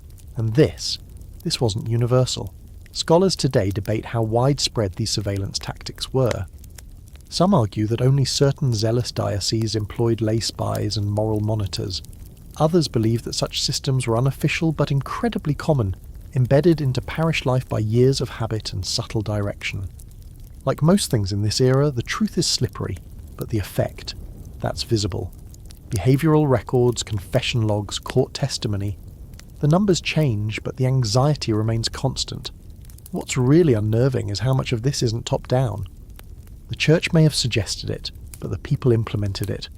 Wives watching husbands, parents questioning children, parishioners ratting each other out, not always out of cruelty, but out of real belief. They thought they were protecting souls, stopping sin before it took root. They were guarding the village from damnation, one awkward question at a time. A fringe story emerges from a neighbouring town. An especially strict bishop had allegedly assigned a team of young men, dubbed the Watchers, to patrol neighbourhoods during Lent. Their job was to listen for sounds from within homes that might suggest inappropriate closeness. They were said to carry lanterns and walk in silence. Most think it's just a tale, but one merchant swears his brother saw them, shadowed in the snow, standing still outside a window for nearly an hour. You want to disbelieve, but how do you argue with a system that doesn't show its face? And then one day, it ends as abruptly as it began. The bishop's envoy moves on. The lay monitors fade back into normal life. The tension recedes like a tide. But the damage is done. Trust, once frayed, doesn't stitch itself up so easily. You find yourself hesitating even months later when no one's watching. When you know, rationally, that there's no visit scheduled, no ears at the wall. It's a strange, sour legacy. The Church taught you to be afraid of your own flesh. Then it taught you to be afraid of your neighbour's ears. And now, it's taught you to monitor your own soul as if someone else were living in it. But beneath the silence, resistance is growing. Quiet, yes, but alive. A look held too long. A hand not pulled away. A couple who decides this time not to confess. Not because they don't believe, but because they've had enough of being policed for loving each other in the wrong season. by the time the Renaissance begins tiptoeing across Europe, its ideas, art, and heat trailing behind it like candlelight in a dusty hall, you begin to feel something changing. Not loudly, not all at once, but the old grip is loosening. The chain around the body starts to slacken, link by link. People begin looking up, outward, inward, not just to heaven, but to each other. And for the first time in generations, the question isn't, is this allowed? It's, what if it's good? This shift doesn't start in the pulpit, it starts in the study, in the tavern, in sketches and sculptures and dusty translations of ancient Greek philosophers once hidden away by nervous monks. You begin to see the body not as a threat to the soul, but as something worth admiring, worth understanding, worth celebrating, even worth painting. You get your first real glimpse of this while visiting a small city to trade grain. In a wealthy merchant's home, there hangs a strange painting. A woman, partially clothed, reclining with a half-smile. Her skin is soft, her gaze direct, her pose utterly unashamed. It's not lurid, it's not crude, it's human, beautiful even. You stare too long, half expecting a priest to burst in and shout something about fire and brimstone, but no one does. The merchant just shrugs. "It's Italian," he says, as if that explains everything. And in a way it does.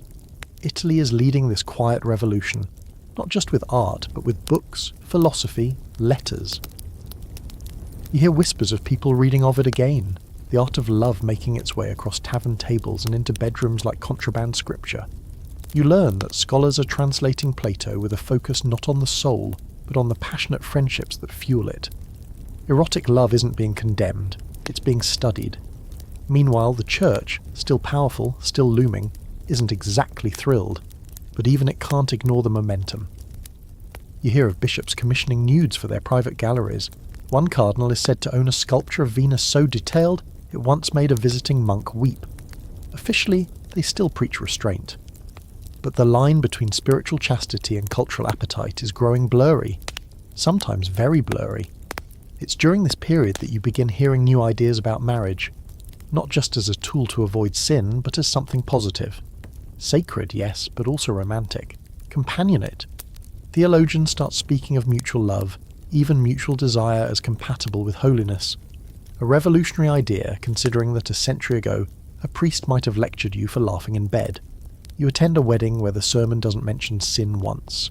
Instead, the priest reads from the Song of Songs, yes, that part of the Bible, with its rich imagery of lips like scarlet thread and thighs like alabaster columns. People blush, but no one gasps. It's not a mistake, it's a signal. Even confession starts to change, slowly. You hear of priests asking fewer questions, of confessions that focus on love, kindness, and intention, rather than technicalities. One friend tells you his confessor said, "If your love is real, and your heart is open, let that guide you." You nearly drop your mug. That's not the language you're used to. That's not the world you grew up in.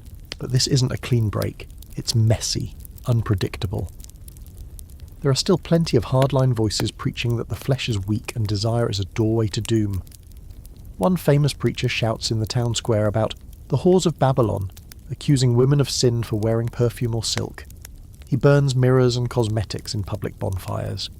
For a moment you think the old world might reassert itself. And yet, even that bonfire feels theatrical. People watch, yes, but fewer join in. A merchant you know rolls his eyes and mutters, "Let him scream. I'll keep my wife's mirror, thank you." That's the difference now. People don't just fear the moral hammer, they question it. The printing press helps. Suddenly ideas spread like wildfire. Books once restricted to monasteries are copied and sold in cities. You read a pamphlet by an anonymous writer claiming that pleasure within marriage is a gift from God, not a test. You hear about a woman in Florence who published poetry about desire, cloaked in metaphor but unmistakably physical. There are debates, of course, but the key thing is, there are debates. For once, people are allowed to argue about these things without being dragged to the stake. Of course, not all of this is purely progressive. There are missteps, contradictions. The same culture that elevates romantic love also begins to exoticize and objectify. The same philosophers who praise the beauty of the body still write terrible things about women. But the shift is undeniable. The church may still hold the map, But people are drawing new routes. Even the clergy can't keep up.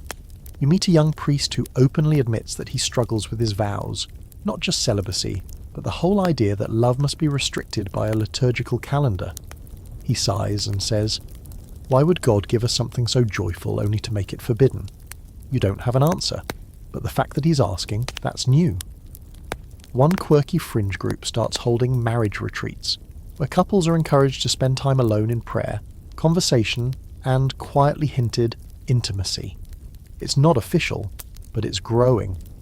People are craving connection without shame, and some clergy gently are starting to make space for that. Scholars today see this era as a turning point, the beginning of what would eventually become more modern understandings of sexuality, marriage, and the self. It wasn't instant. It wasn't universal, but the Renaissance cracked the shell. It didn't throw away the faith, it reframed it. Suddenly being human wasn't a failing, it was a design feature. You return home one spring evening and see your partner in the fading light, hair loose, face soft with the day's weariness. You remember all the years spent worrying about feast days and fasts, calendars and confessions. And then you realise, maybe you don't need a reason to hold them tonight. Maybe love doesn't need to be scheduled. And for the first time in a long time, you reach out, not in guilt, not in rebellion, but in peace. It's early spring when you hear that a band of pilgrims is passing through town, bound for Canterbury, or Rome, or Santiago de Compostela, depending on which storyteller is bragging the loudest. The entire village buzzes with anticipation. Pilgrims mean news. Pilgrims mean stories. Pilgrims mean half a dozen dusty strangers trailing relics, rosaries, and questionable hygiene into your parish inn. You don't expect much beyond a few shared meals and some tales of divine visions or sprained ankles. But then you overhear two of them arguing. Not about theology, but about positions. Not political positions, bedroom ones. It stops you in your tracks. One of them is carrying what he proudly refers to as the guide, a handwritten little manual bound in cracked leather and passed from hand to hand like a bottle of contraband wine. You're expecting it to be a relic inventory or maybe a saint's life. Instead, it's a collection of diagrams, pages filled with sketches, crude, not exactly artistic, but unmistakable. Alongside them are notes, quotes, and plenty of speculation about what's licit, what's tolerable, and what's definitely going to get you 40 days on bread and water. You don't ask to see it. You just loiter a bit too long by their fire, pretending to pick your teeth with a twig. They speak in hushed tones, but there's laughter in it too. One of them points at a certain page and says, "That one's only allowed during a solar eclipse." You're 90% sure he's joking, only 90%. The thing is, guides like this weren't unheard of. They weren't church approved, obviously, but they existed. Half curiosity, half protest, these little books represented a kind of underground sexual literacy. Because for all the rules the church imposed, when, with whom, on which days, under what conditions, they rarely taught people how to be together. That information had to travel in secret, through gossip, midwives, poems, and apparently wandering pilgrims with illustrated handbooks. Some of the information in these guides is bizarre.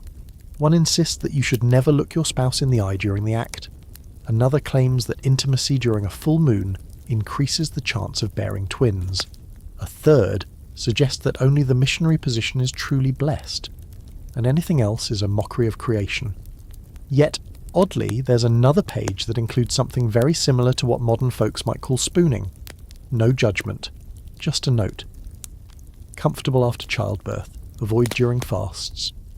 You're fascinated, not because the sketches are thrilling, they're more anatomical than erotic, but because of what they represent. People thinking for themselves, trying to navigate a sea of contradictions. The church told them when. These guides asked, but what if we already did? How should we do it?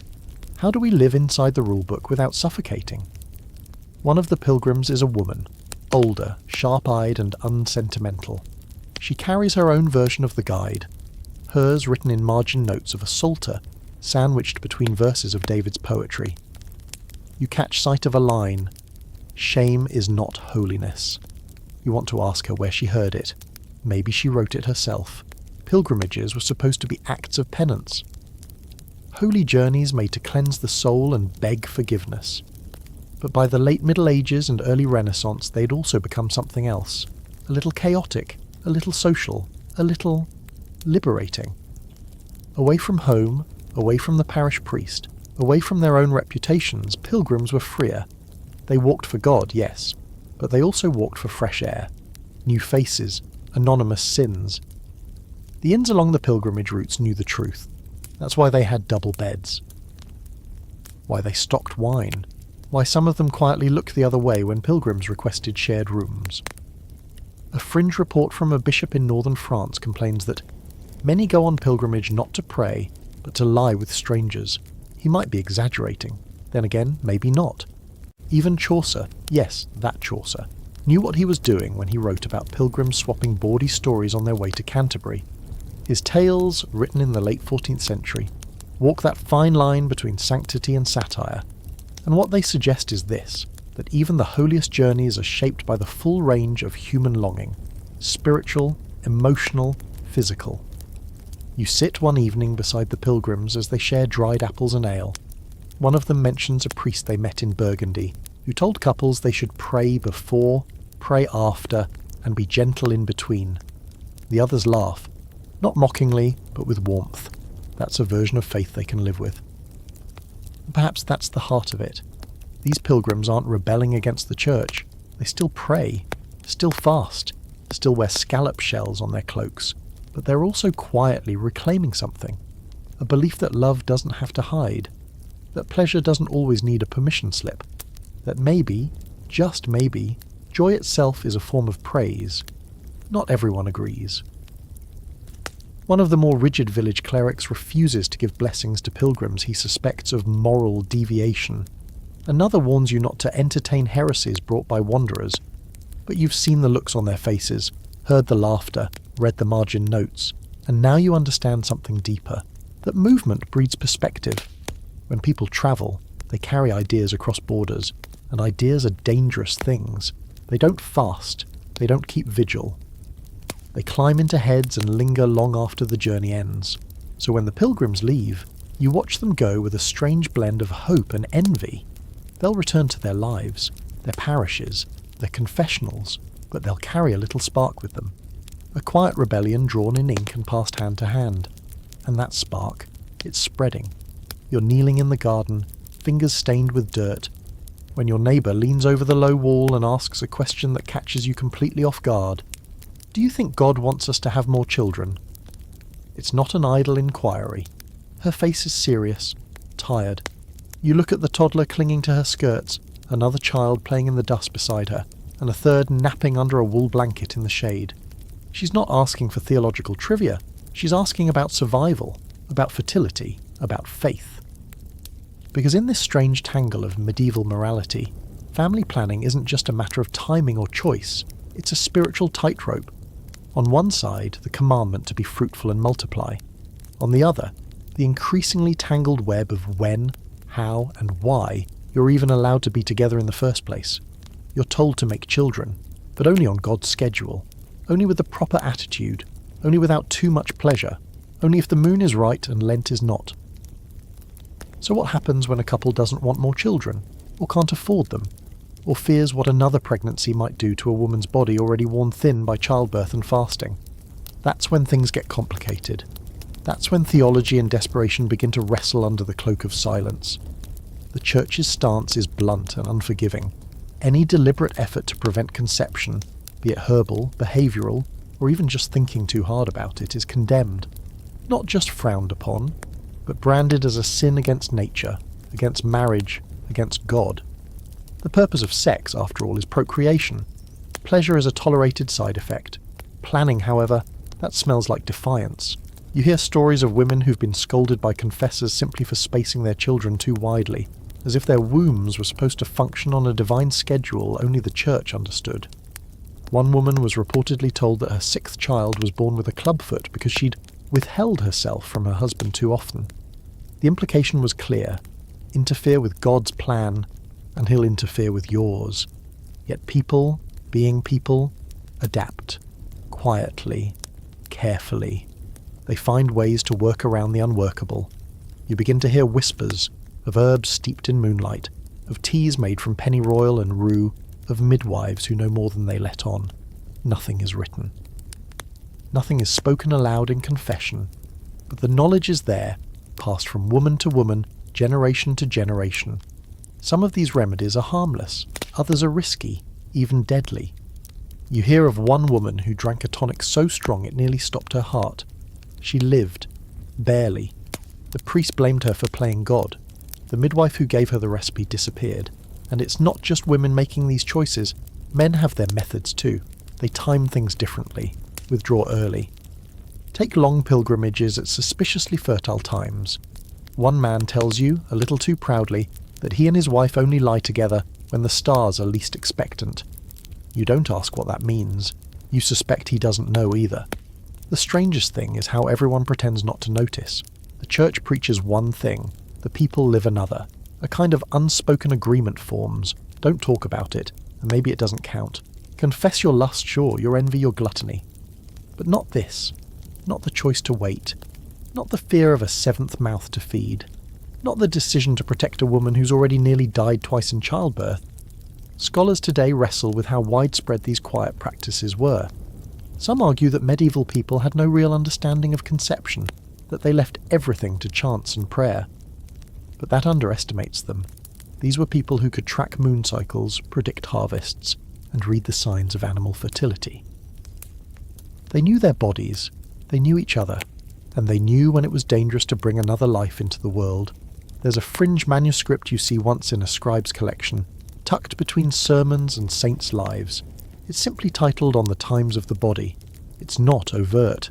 Just a list of moon phases, plant names, and vague comments about cooling the womb or resting the seed. It was likely written by a nun, judging by the careful hand. You doubt the bishop has seen it. You doubt he'd approve. And yet, the deeper irony is that church teaching sometimes wobbled under its own contradictions. You were told to be fruitful, but also to abstain during fasts, feasts, vigils, and after childbirth. You were expected to embrace children as blessings, yet also to avoid sex for reasons ranging from spiritual cleanliness to agricultural superstition. You could find yourself in violation of the moral code whether you conceived or didn't. Some couples simply give up trying to follow the rules. One man you know, older and widowed now, admits that he and his wife used to let nature and mercy sort it out. They prayed, yes, but they also planned. He shrugs. We wanted to love each other without burying more children than we raised. You sit with that sentence for a long time. There's a quiet kind of resistance in these choices, not the loud rebellion of heretics, but something softer, domestic, strategic. Wives who claim headaches on feast days, husbands who fall asleep early during fertile windows, couples who schedule affection just after confession, when the soul is clean but the womb less likely. It's not theology, it's survival. And slowly, over time, even some clergy begin to bend. A kindly priest in a nearby town starts speaking less about the number of children and more about the quality of love. Another simply stops asking questions about timing. What happens in your home is between you and God, he says during confession, a revolutionary sentence disguised as compassion. You think of your neighbour again, of her tired question by the garden wall. You didn't know what to say then, but now you might. Not a theological answer, not a moral stance, just a truth, that love should not be a punishment, that God is not a ledger, and that sometimes choosing not to create life is its own kind of mercy. It's a market day when you first hear it, not shouted, not announced, but slipped into a conversation like a hidden knife. She said no, someone says, shaking their head in disbelief. You lean in, pretending to examine apples, while your ears tune to the real story. A wife from a village just 2 days north refused her husband's request to lie together, and not because it was Lent, or a feast day, or even because she was sick. She just didn't want to. She said no, and held the line. You expect to hear that she was beaten, punished, dragged before a priest. Instead, the conversation trails off into quiet awe. She made him sleep in the barn, someone else mutters, and he did. They nod, not approving exactly, but not condemning either. The tone is part scandal, part admiration. Because what that woman did wasn't just a personal choice. It was a rupture in the accepted order of things. Wives weren't supposed to say no. Medieval marriage was supposed to be a partnership, but in reality it operated more like a holy contract with specific terms, and one of the non-negotiables, the marital debt, that lovely euphemism which meant a wife owed her husband sexual access, and vice versa whenever requested. It was mutual in theory. In practice, the scales tilted heavily toward the husband. His desire was often framed as more urgent, more justified, more natural. Her body? A vessel for duty. And yet, as the decades inch toward the later Middle Ages, you start hearing more and more stories like hers. Women who push back. Not loudly, not with rebellion in the streets, but with refusal in the dark, with cold shoulders, closed doors, headaches that may or may not be real. Some simply wait out the feast days and fasts, stacking excuses like firewood. Others begin using theology as a shield. It is the eve of St. Bridget. I am in prayer. God sees our restraint. For once, the calendar becomes a tool of defence instead of discipline. You speak to a midwife, an older woman with more knowledge in her eyes than any priest dares acknowledge, and she says she's known wives who quietly banded together. They'd share stories, trade warnings, offer strategies. One might warn another that a priest was asking pointed questions in confession. Another might suggest an herbal tincture to dull the edge of desire, when a husband was growing insistent. It's not open rebellion. But it's resistance, patient, tactical, female, and the church? The church didn't like this one bit. You find sermons warning against the sin of marital refusal, equating a wife's denial with spiritual rebellion. Some clerics said it was grounds for annulment. Others taught that a husband could demand the debt even at risk to the wife's health. There's a grotesque story in one penitential about a man who insisted on relations while his wife was gravely ill, and rather than being condemned, he was told to pray, but not to stop. She, after all, had a duty. Her suffering was his temptation. The logic twisted itself like a thorny vine, choking any room for consent. But things were beginning to shift. Theologians of the later Middle Ages started acknowledging that maybe, just maybe, a wife wasn't a walking sacrament dispenser, that perhaps consent wasn't just important, it was necessary. Some thinkers even began to argue that mutual desire enhanced the sanctity of the act. Radical stuff for a church that had long warned that too much pleasure, even between husband and wife, was basically a handshake with the devil. One particularly bold text, anonymous of course, floats the idea that if a woman says no, and the man insists anyway, he sins twice, once in forcing her body, and again in defiling a union meant for mutual grace. You reread that line 3 times. It doesn't sound medieval, it sounds modern. And yet, there it is, ink on parchment. Proof that some were listening, some were learning. Of course, the debate never stayed academic. In towns like yours, ideas filter down slowly, unevenly. One priest might cling to the old ways, declaring that refusal is a violation of divine order. Another might quietly counsel husbands to practice patience and humility. One might tell a weeping woman to submit. Another might ask her gently, "Is your heart at peace?" And not all refusals come from fear or fatigue. Some come from anger, from betrayal. You hear of a woman who locked her husband out for 3 months after he confessed to spending time with another woman during a pilgrimage. She refused to receive him until he made a public act of penance. He did. Marital politics in real time. These acts of defiance ripple through households. They test boundaries, not just between husband and wife, but between marriage and morality, between love and law. Because if a woman can say no, then she's not just a wife, she's a person. A soul with agency, a body with its own liturgical schedule. Of course, not everyone approves. One village elder mutters that if women start saying no whenever they please, the home will fall into chaos. You ask him what kind of home falls apart when a wife is allowed dignity. He doesn't answer. Scholars argue whether these refusals were common or exceptional. Some believe most women simply endured, that the risk, social, physical, spiritual, was too high. Others point to letters, court records, even poetry that hint at a broader undercurrent of resistance. The truth likely lies somewhere in between. Many endured, but some fought, and those few lit sparks in the dark. You think of that woman again, the one from 2 days north, the one who said no. You imagine her in her cottage, standing firm as her husband stares at her, confused or angry or maybe just stunned. You wonder if she prayed before doing it, if she cried after, or if she finally slept in peace. Because sometimes rebellion doesn't look like fire or fury. Sometimes it looks like saying "Nas, not tonight," and meaning it. Sometimes it's just silence, stillness, a body no longer afraid to hold its own ground. You're delivering bread to the rectory when you catch a strange sound. Laughter. Honest, unguarded, belly-shaking laughter drifting out from behind the chapel.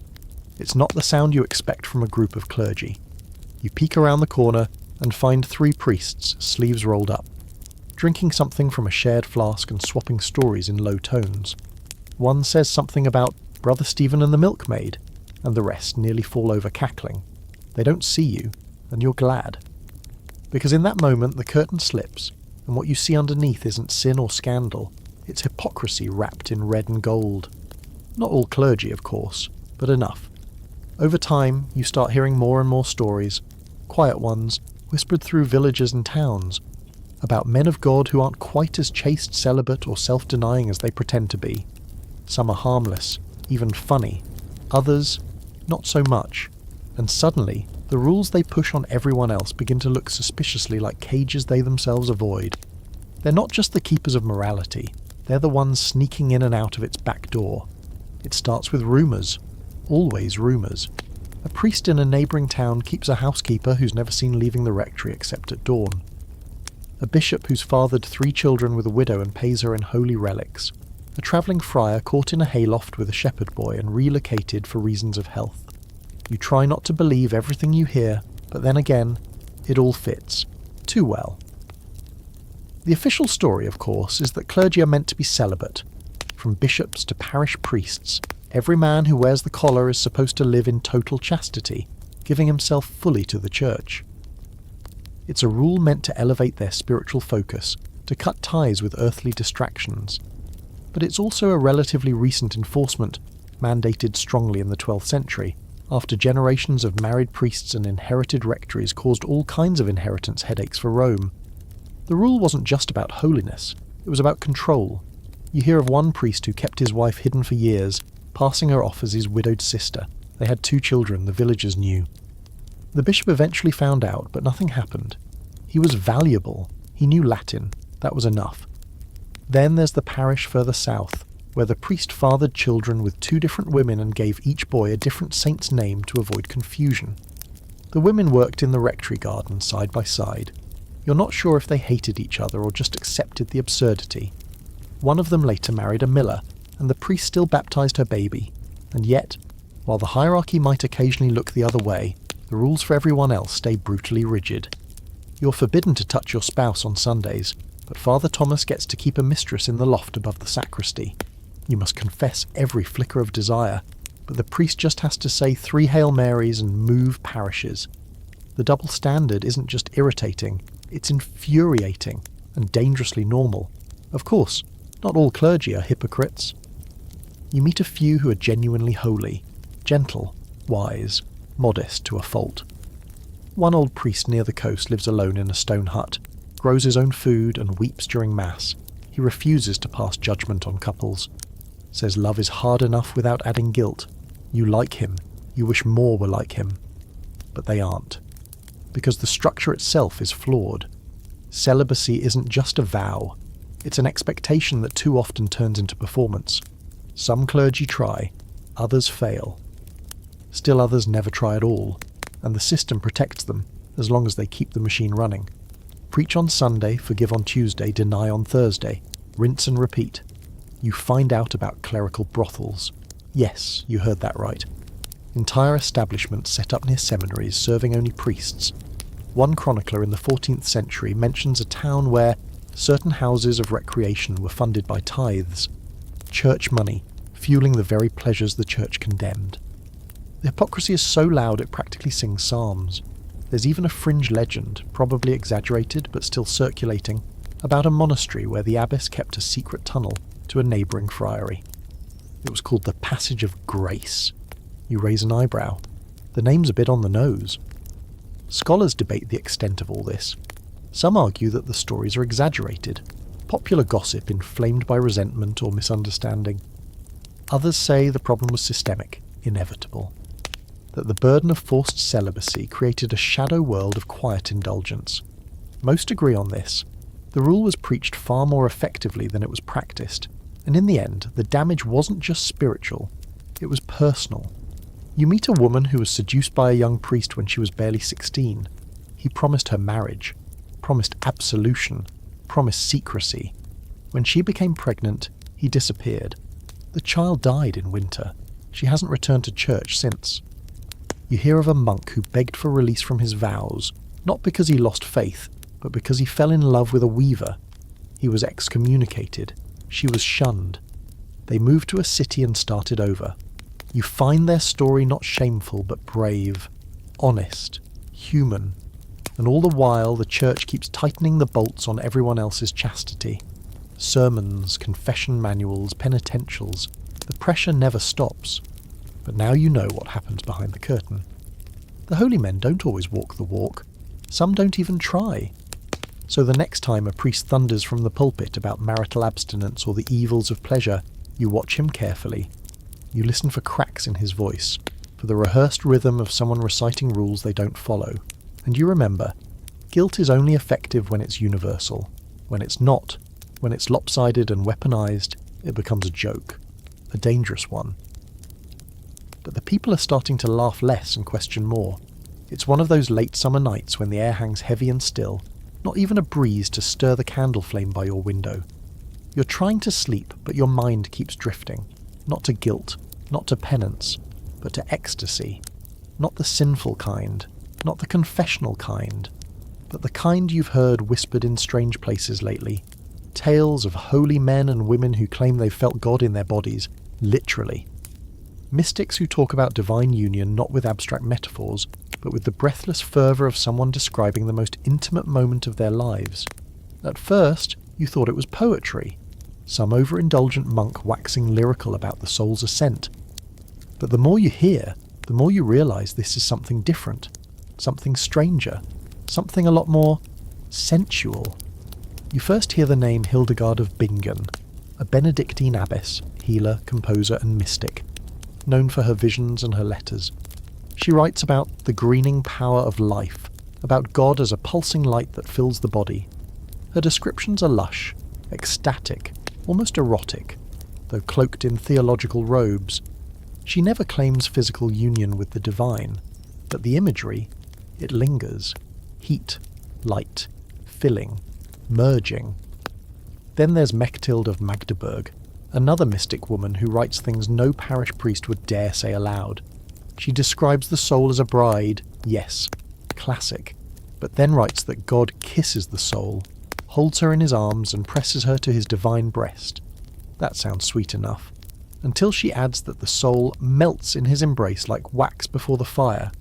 You close the book slowly, heart thudding. That's not just theology, that's something else. And then you find the wildest one of all, Teresa of Avila, Spanish, radiant, canonized, and completely unbothered by propriety. In her autobiography, she writes about being pierced by an angel, with a long spear of gold, which entered her heart and left her on fire with great love of God. She describes this divine encounter as both painful and delicious, saying she wanted it never to end. Theologians call it spiritual rapture. You call it a holy orgasm. You laugh quietly to yourself, but only after making sure the door is latched. These women aren't rebels, they're saints, canonized, quoted, their words copied by monks, recited by nuns, preserved in libraries, and yet their experiences read like something from a forbidden text. Their visions don't just transcend the body, they run through it.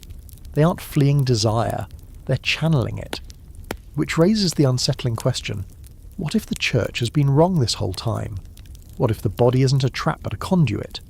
What if physical closeness isn't the enemy of the soul, but one of its clearest languages? The paradox is too glaring to ignore. For centuries the church has told you to suppress the body, to fear its hunger, to treat pleasure with suspicion. But here are saints, whose most profound experiences of God are described in terms so intimate they'd be flagged in any priest's confessional log. and they're not punished. They're celebrated, because they claim their lovers were angels, not men. You see the loophole. If you couch desire in divine terms, if you make your ecstasy spiritual, it suddenly becomes acceptable. Revered even. You don't get burned at the stake, you get canonized. So maybe the problem was never the sensation itself, but its direction. The church doesn't mind pleasure, apparently. It just doesn't want you sharing it with your spouse. And it's not just women. You read about Saint Bernard of Clairvaux, who writes of Christ as his beloved, who speaks of divine union with such yearning it feels more like courtship than theology. He talks about the kiss of the mouth in prayer, of a soul ravished by the sweetness of divine love. Again, not erotic in the obvious sense, but emotionally and physically intimate. An affair of the spirit that echoes the affairs of the flesh. The fringe ideas start growing from there. Some mystics claim to have felt actual physical sensations during prayer. Warmth, trembling, even what one calls an internal flood. Others say they levitate during ecstasy. Some enter trances that last hours, even days. You meet a travelling friar who claims to have seen a woman collapse during Mass, weeping with joy. The Holy Spirit, he says reverently. The tavern keeper mutters, more like the holy shiver. Scholars today don't always know what to make of these experiences. Some dismiss them as poetic license, metaphors taken too literally. Others insist they were real, physiological manifestations of intense meditation and belief. Still others whisper about repressed sexuality, sublimated into religious visions, but none of them deny this. The language is sensual, the experience embodied, the desire undeniable. And here's what really gets you. These mystics didn't see their experiences as shameful. They didn't apologize. They didn't lower their voices. They shouted it, sang it, wrote it in gold ink. Because in their eyes, desire wasn't the enemy of holiness. It was the doorway. You start to look at your own experiences differently. The warmth of a hand, the rush of a kiss, the ache that comes not from sin but from love. You think, if the saints can feel ecstasy in prayer, why must I feel guilt in affection? One quiet night, your partner wakes from a dream and reaches for you. No words, just breath and skin and closeness. You hesitate only for a second, and then you let it happen. No calendar, no confession, just love. You imagine St. Teresa smiling somewhere, spear in hand, and maybe, just maybe, God doesn't turn away. Maybe he leans closer. You're stacking firewood outside the church when someone mentions that court is in session. Not the King's Court. No, this is smaller, quieter, and infinitely weirder. It's the ecclesiastical court convened in the back chamber of the bishop's hall, where sins are tried like crimes, and what you did behind closed doors 3 months ago can suddenly become very public business.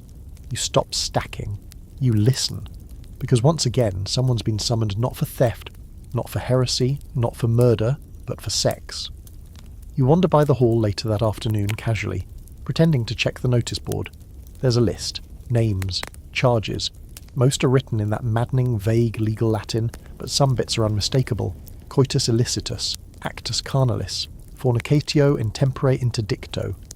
One woman is accused of lying with her husband on the feast of St. James. Another man is brought up for impure relations during a vigil. The punishments still pending. You're not surprised. You've heard the stories. The ecclesiastical courts were the church's moral gavel, established to enforce canon law, and while they handled big offences, heresy, blasphemy, clerical misconduct, their docket was often crowded with the small, messy details of people's private lives. Adultery, incest, premarital sex, marital sex in forbidden seasons, even sexual language in public. You could be dragged before a bishop just for telling a lewd joke in a tavern, which, in your village, would put half the population on trial by Wednesday. What really shocks you is how detailed the court records are. You glance through a scribe's ledger once, just once, and find things you didn't expect to see on parchment. Graphic confessions, specific positions, descriptions of timing, setting, even moods. A woman says her husband approached her on a Sunday after Vespers, against her will. A man claims his wife provoked lust with sinful talk. You wonder how they kept a straight face writing this down. But the church kept these records for a reason. They weren't just documenting scandal, they were establishing precedent. These cases became moral law in motion. deciding what was forgivable, what was punishable, and what lay in that murky middle ground where human nature collided with divine expectation. Some trials were quick: confession, contrition, penance. Bread and water, maybe a public apology and a promise to do better. Others dragged on for months. You hear of one case where a couple was accused of repeatedly breaking Lenten abstinence. They denied it. A neighbour testified otherwise, then another neighbour. Then the wife confessed, but claimed it had only happened twice. The husband claimed 4 times. The court split the difference and assigned penance for 3. There's one infamous case in your region involving a woman who gave birth exactly 9 months after Easter. Suspiciously perfect timing. She and her husband insisted the baby came early. A midwife backed their story, but the priest pushed. Eventually they confessed to joining during Holy Week. Their punishment? 40 days of fasting and a public kneeling at the Easter altar. The child, born healthy, grew up under whispers anyway. And yes, sometimes people refused to confess. And when they did, the court got creative. Threats of excommunication, isolation from the community, in rare cases, imprisonment in a monastic cell. The goal wasn't to ruin lives, it was to make obedience more painful to resist than submission. Of course, not all the trials were so serious. One fringe case you hear about involves a young couple fined for singing bawdy songs while ploughing. No actual act, just suggestive lyrics and rhythm. The judge scolded them for stirring lust in the soil. You can't decide if that's nonsense or poetry. But what all these trials share is a kind of performance.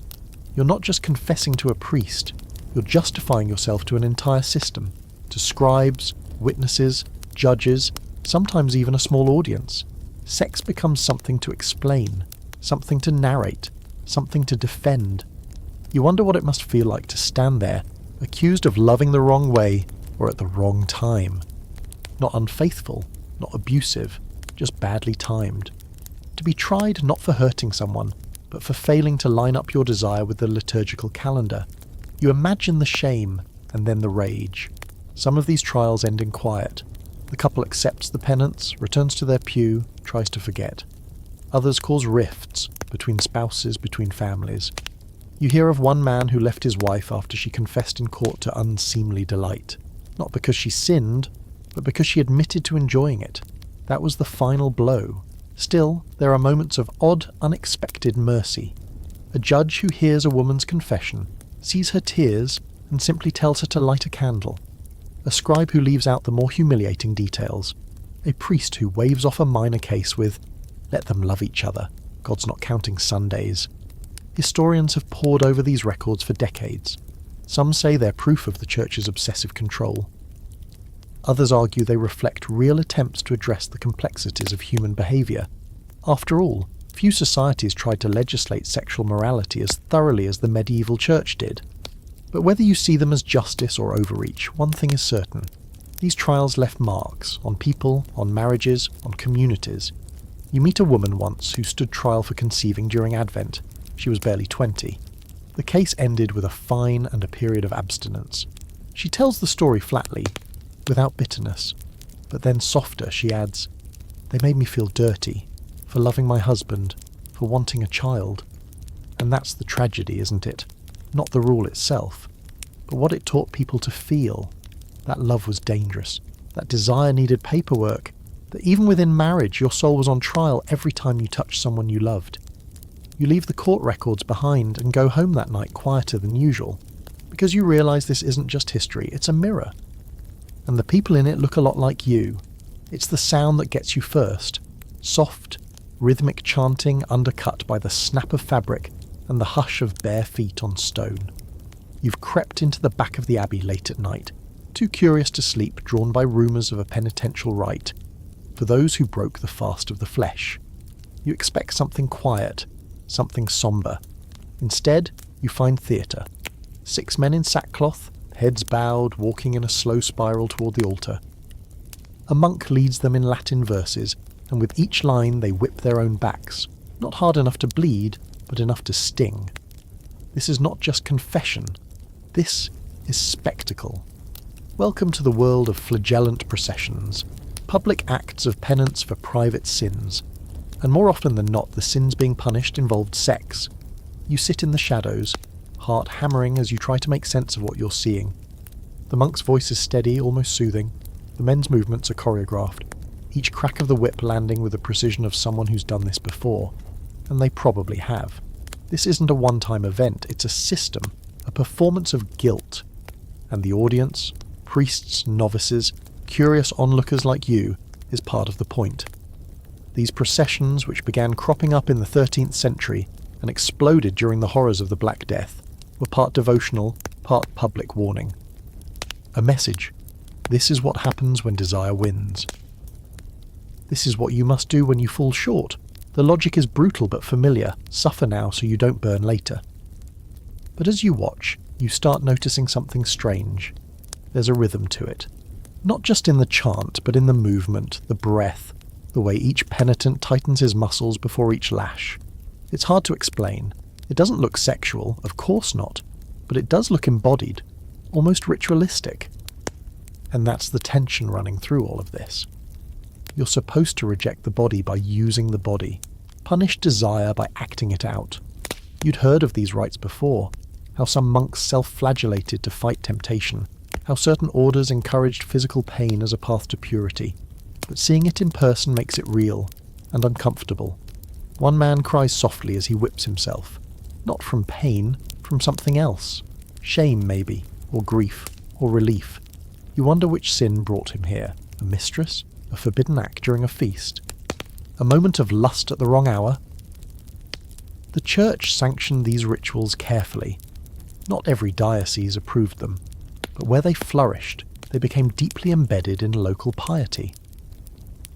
You hear about entire towns processing through the streets, men and women alike beating themselves in time to the psalms. You hear of one village where couples who conceived during Lent were made to whip each other under supervision, to purify their union. That one you hope is exaggerated. But not all of it is so distant or dramatic. You know of a small parish that makes couples who confess to marital impurity sit in separate pews for a full season. No eye contact, no conversation, just penance by proximity. And you wonder, is this really about sin, or is it about control? Because if the goal was spiritual reform, surely private confession would suffice. But no, the flagellation must be seen, the fasting must be known, the shame must be shared. It's not just a spiritual reset.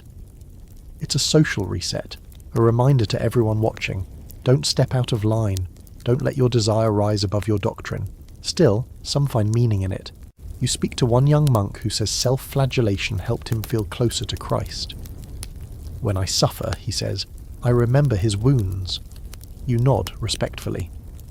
But later you hear him sobbing behind the chapel after evening prayer. You can't help wondering what wound he's really punishing. Then you meet someone who's had enough. A woman who was once made to kneel for 3 Sundays straight because of an improper touch with her fiancé before marriage. She endured it, but she never forgot. They made me feel filthier than the act ever did, she says. I sinned once. They reminded me for a season. She no longer goes to confession. She and her husband pray in the woods instead. Scholars today are divided on how to interpret these penitential displays. Some see them as sincere expressions of remorse and devotion, grim, yes, but heartfelt. Others argue that they reflect a deeply pathological relationship with the body, where guilt becomes addictive and pain is mistaken for progress. A few go further and suggest that some of these rituals had an almost erotic undertone, not intentionally, but through the sheer physicality of it all. There's one fringe document, a traveller's diary from the late 14th century, that describes a flagellation rite in a monastery, where the line between penance and arousal began to blur. The monks didn't just whip themselves, they watched each other. The diary doesn't elaborate, but the implication lingers. You wonder if the Church ever realised how many of its rituals walked that razor edge between chastity and fascination. As you slip away from the abbey that night, you feel more confused than convicted. You came seeking understanding, maybe even a little awe. What you found was pain masquerading as piety, and desire punished so intensely it almost looped back into desire again. You can't help but think, if the Church hadn't made love so forbidden, would it have needed to invent such extravagant ways to repent? And maybe, just maybe, the greatest penance isn't a whip or a chant or a season of fasting. Maybe it's learning how to forgive yourself for being human, for loving, for wanting, for living in the body you were given not as a curse, but as a gift. You're standing in a dusty bookshop wedged between a butcher and a candlemaker, and what catches your eye isn't a Bible or a book of hours. It's thinner, bound in worn leather, and when you pick it up, your heart does a quiet somersault. The title is plain, On Marital Companionship. Beneath it, smaller, printed in Antwerp, 1521. You open the cover and skim the first paragraph and then the second, and suddenly you realise someone is finally writing about love without fear. The printing press has changed everything. Before this moment, ideas like these only passed from lips to ears, or hid in dusty manuscripts copied painstakingly by candlelight. But now they're multiplying like wildflowers in a spring field. The printing press doesn't just produce books, it produces trouble, it produces freedom. And in this new world of bound pages and black ink, even the church can't keep every door locked. This little book, slightly smudged, a few pages loose, isn't a heretical manifesto. It's soft, reasoned, even gentle. The author, anonymous but clearly educated, argues that love between spouses should be mutual, that pleasure, shared respectfully, is not sinful, that the act of union is sanctified by intention, not calendar. You blink, you reread a sentence twice just to make sure. It's there. What God has made sweet, let no man make sour. That one line rewires something in you, and it's not alone. All across Europe, printers are flooding cities with ideas that challenge centuries of shame. Some are academic treatises, others are poetry, satire, personal letters. A few are scandalous, yes, but many are sincere attempts to bring warmth and reason to the rules that govern the human body. You hear about Erasmus, who writes in elegant Latin about education, peace, and yes, even marriage. He dares to suggest that it's better for priests to marry than to fall into hypocrisy. You hear whispers of Martin Luther, that firebrand in Germany, not just questioning indulgences but defending the sanctity of sex in marriage. He marries a former nun, no less, and their letters are full of teasing, affection, and very unmonastic chemistry. Suddenly, theology isn't just about sin and salvation, it's about the home, about the bed, about laughter and struggle and flesh. And thanks to the printing press, these ideas aren't locked behind monastery doors. They're reaching shoemakers, milkmaids, and maybe even the occasional parish priest who reads them in secret after dark. You start seeing printed tracts in taverns, love poems in the margins of calendars, illustrated books, some clumsy, some elegant, that discuss the body not as a threat but as a marvel. Not just function, but beauty. You flip through one that explains fertility with diagrams of seeds, cycles, and stars. It's weirdly fascinating, not scandalous, just helpful. The church, of course, tries to fight back. Bans are issued, printers are arrested, books are burned, but the flood has already begun. And the more the church clamps down, the more people wonder, why are they so afraid of us knowing? Some clergy embrace the new wave. You meet a young curate who carries a small book of humanist essays in his robe. He lends it to you for one night only, saying, "Don't tell the archdeacon." In it, you read a passage that stays with you for weeks. To know your spouse in body is to know the mystery of creation. You copy it into your journal, but not everyone is celebrating. You hear of a bookseller fined for importing blasphemous diagrams. Another is whipped publicly for selling a pamphlet titled The Holy Bedchamber. You manage to find a copy. It's hardly lurid, mostly practical advice for couples trying to balance church law with real life. Still, its mere existence is considered subversive, not because it's wrong, but because it's different. And sometimes, the backlash turns violent. One printer in Florence is found dead in an alley, a pile of singed pamphlets nearby. No one's charged, everyone understands. Still, the ideas keep moving. One fringe book makes its way into your hands through a friend of a friend. It's handwritten, not printed, and it's been passed around so many times the ink has faded in places. It's a collection of testimonials. Real people, wives, husbands, widows, writing about their experiences with the church's teachings on sex. Some are heartbreaking. A woman who was told by her confessor to abstain from her husband for the rest of Lent, even though he was going to war the next day. A man who confessed to enjoying intimacy and was told to sleep on the floor for a month. But there are joyful ones too. A couple who found a priest willing to bless their union on a feast day. A midwife who taught women how to track their cycles without shame. These stories aren't doctrine, they're survival. You realise the printed word is doing something the pulpit never could. It's creating conversation, debate, resistance, hope. It's pulling people out of isolation and letting them know they're not the only ones asking, is this really what God wants? You think back to the early years, when even thinking about breaking a fast day rule filled you with dread. Now, you hold books in your hands that say not only is your desire natural, it's good. Not something to hide, something to honour.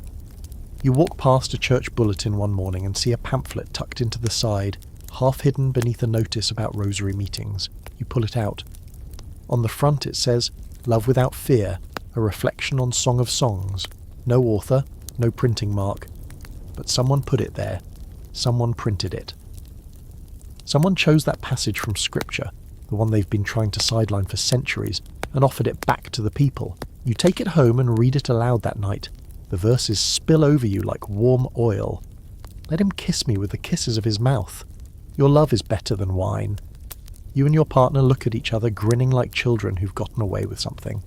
Only you haven't gotten away with anything. You've simply found a truth that was buried for too long, under layers of fear, control and silence. And thanks to ink and paper, it's spreading faster than any bishop can stop it. The first time you hear the word reform, it doesn't sound like much. Just another pulpit flourish, another bishop's proclamation, another word thrown around to make things sound important. But then the reform keeps coming. From Rome, from Wittenberg, from Geneva, from pulpits and pamphlets, from kings and rebels. Suddenly the word isn't just talk, it's a wave. And you, like everyone else, are standing on the shore trying to decide whether to brace for it or ride it. The church, once a towering oak with roots sunk deep into every aspect of your life, your meals, your marriage, your bedroom, is splintering. Some call it reformation, others rebellion. But the meaning is clear.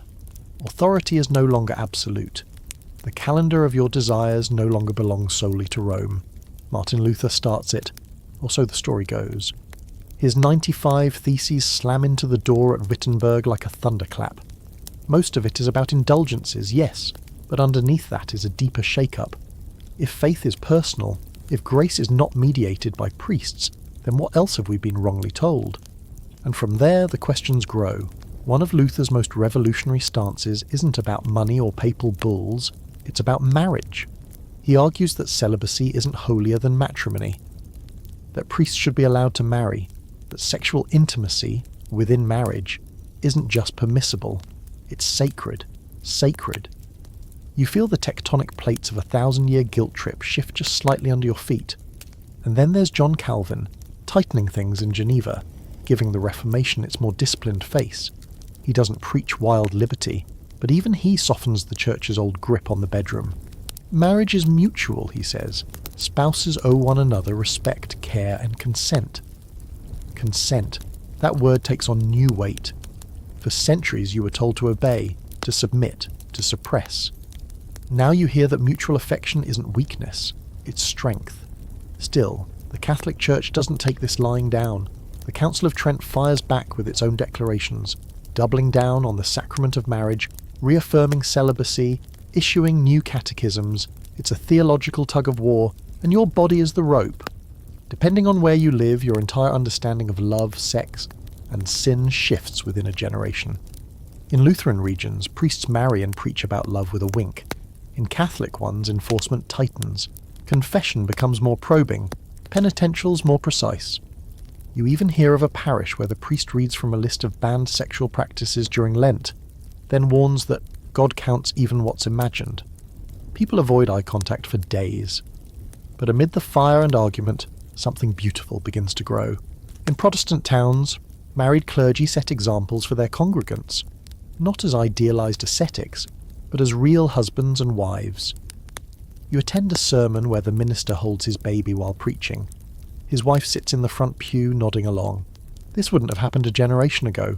Now it's a quiet revolution. In Catholic regions, the pressure is greater, but so is the resistance. You meet a group of women who've begun meeting in secret, not to scheme or sin, but to study Scripture. They read the Song of Songs aloud and discuss what it means to love someone fully, body and soul. One of them says, "If God is love, then why do they want us afraid of it?" No one answers. No one needs to. Meanwhile, the flood of printed material continues. But now it's not just handbooks and hidden guides. It's official catechisms, marriage manuals, and even devotional texts that dare to acknowledge the tenderness of marital intimacy. One French book meant for newlyweds gently suggests that physical affection is a gift from God, not a temptation from the devil. It doesn't condone excess, but it stops condemning pleasure. There are still debates, of course, endless ones. Is it a sin to lie together during Advent? Does the position matter? Must every act intend procreation? Depending on who you ask, the answers vary wildly. But for the first time in centuries, there's room to ask. And that space, that gap between the old rules and new questions, is where a new moral landscape begins to take shape. You begin to notice changes in how people talk. They're still careful, still guarded. But the edge of fear is duller. One man tells you his wife no longer fasts from him during feast days. "We feast together," he says with a grin. Another says his priest told him, "Love your wife, not just in word, but in every way that brings peace." It's not a doctrinal treatise, but it feels like gospel. Scholars later call this the beginning of domestic moral reform. Not because everyone suddenly becomes progressive, but because the conversation moves home. Away from courtrooms and whipping rituals into kitchens and beds. People begin to see their marriages not as trial zones, but as partnerships. Quiet revolutions take place over warm bread and whispered apologies. The soul stops being separated from the body. The body stops being a battleground. You look back on the centuries behind you, on the bans, the shame, the surveillance, the lashes, the calendar pinned like a trap above every bed, and you feel something rare. Gratitude. Not that it happened, but that it's ending. Of course, not everything is fixed. Guilt doesn't vanish overnight.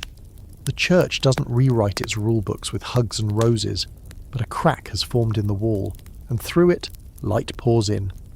The light of people writing their own rules. Of couples deciding when and how to love each other. Of priests who whisper grace instead of punishment. Of books passed hand to hand, pages soft with use, saying in 100 ways what the people have long suspected. You're not wicked for wanting closeness. You're not broken for feeling joy in another's touch. You're not sinful just because the date is circled on a holy calendar. You are perhaps exactly what you were made to be. Human, in love, in need of no permission to be whole. So here you are, centuries later, with electric lights instead of candles and phones instead of parchment. You can love who you want, when you want, mostly. No feast day bans, no public lashings, no confessionals lurking like traps in the corner of your conscience. And yet, some of those old echoes still hum beneath the surface, don't they? You've probably felt it now and then. That flicker of shame for wanting too much. That little voice that says intimacy should come with strings, conditions, calendars. It's not just superstition, it's legacy. Centuries of being told your body needed management, that your pleasure needed permission. That desire, unless aimed squarely at reproduction and timed by saints' birthdays, was a fault to confess, not a gift to celebrate. But the tide has turned, slowly, unevenly, but truly. The story you've just walked through, this saga of denial, defiance, and eventual rediscovery, isn't just history. It's proof. Proof that even the most rigid systems can bend, that people, flawed, frightened, faithful people, can find their way back to themselves, through whispers, through rebellion, through quiet courage and messy love. And you've made it to the end of the story, not untouched, but a little more aware, a little more grounded, maybe even a little more kind to the part of you that was never meant to be policed. So tonight, as you turn off your light and settle into your sheets, take a breath. Let the guilt go, let the ancient rules fall away. You don't need a bishop's blessing to feel whole. You don't need a saint's calendar to deserve comfort. You're here, you're human, and that's holy enough.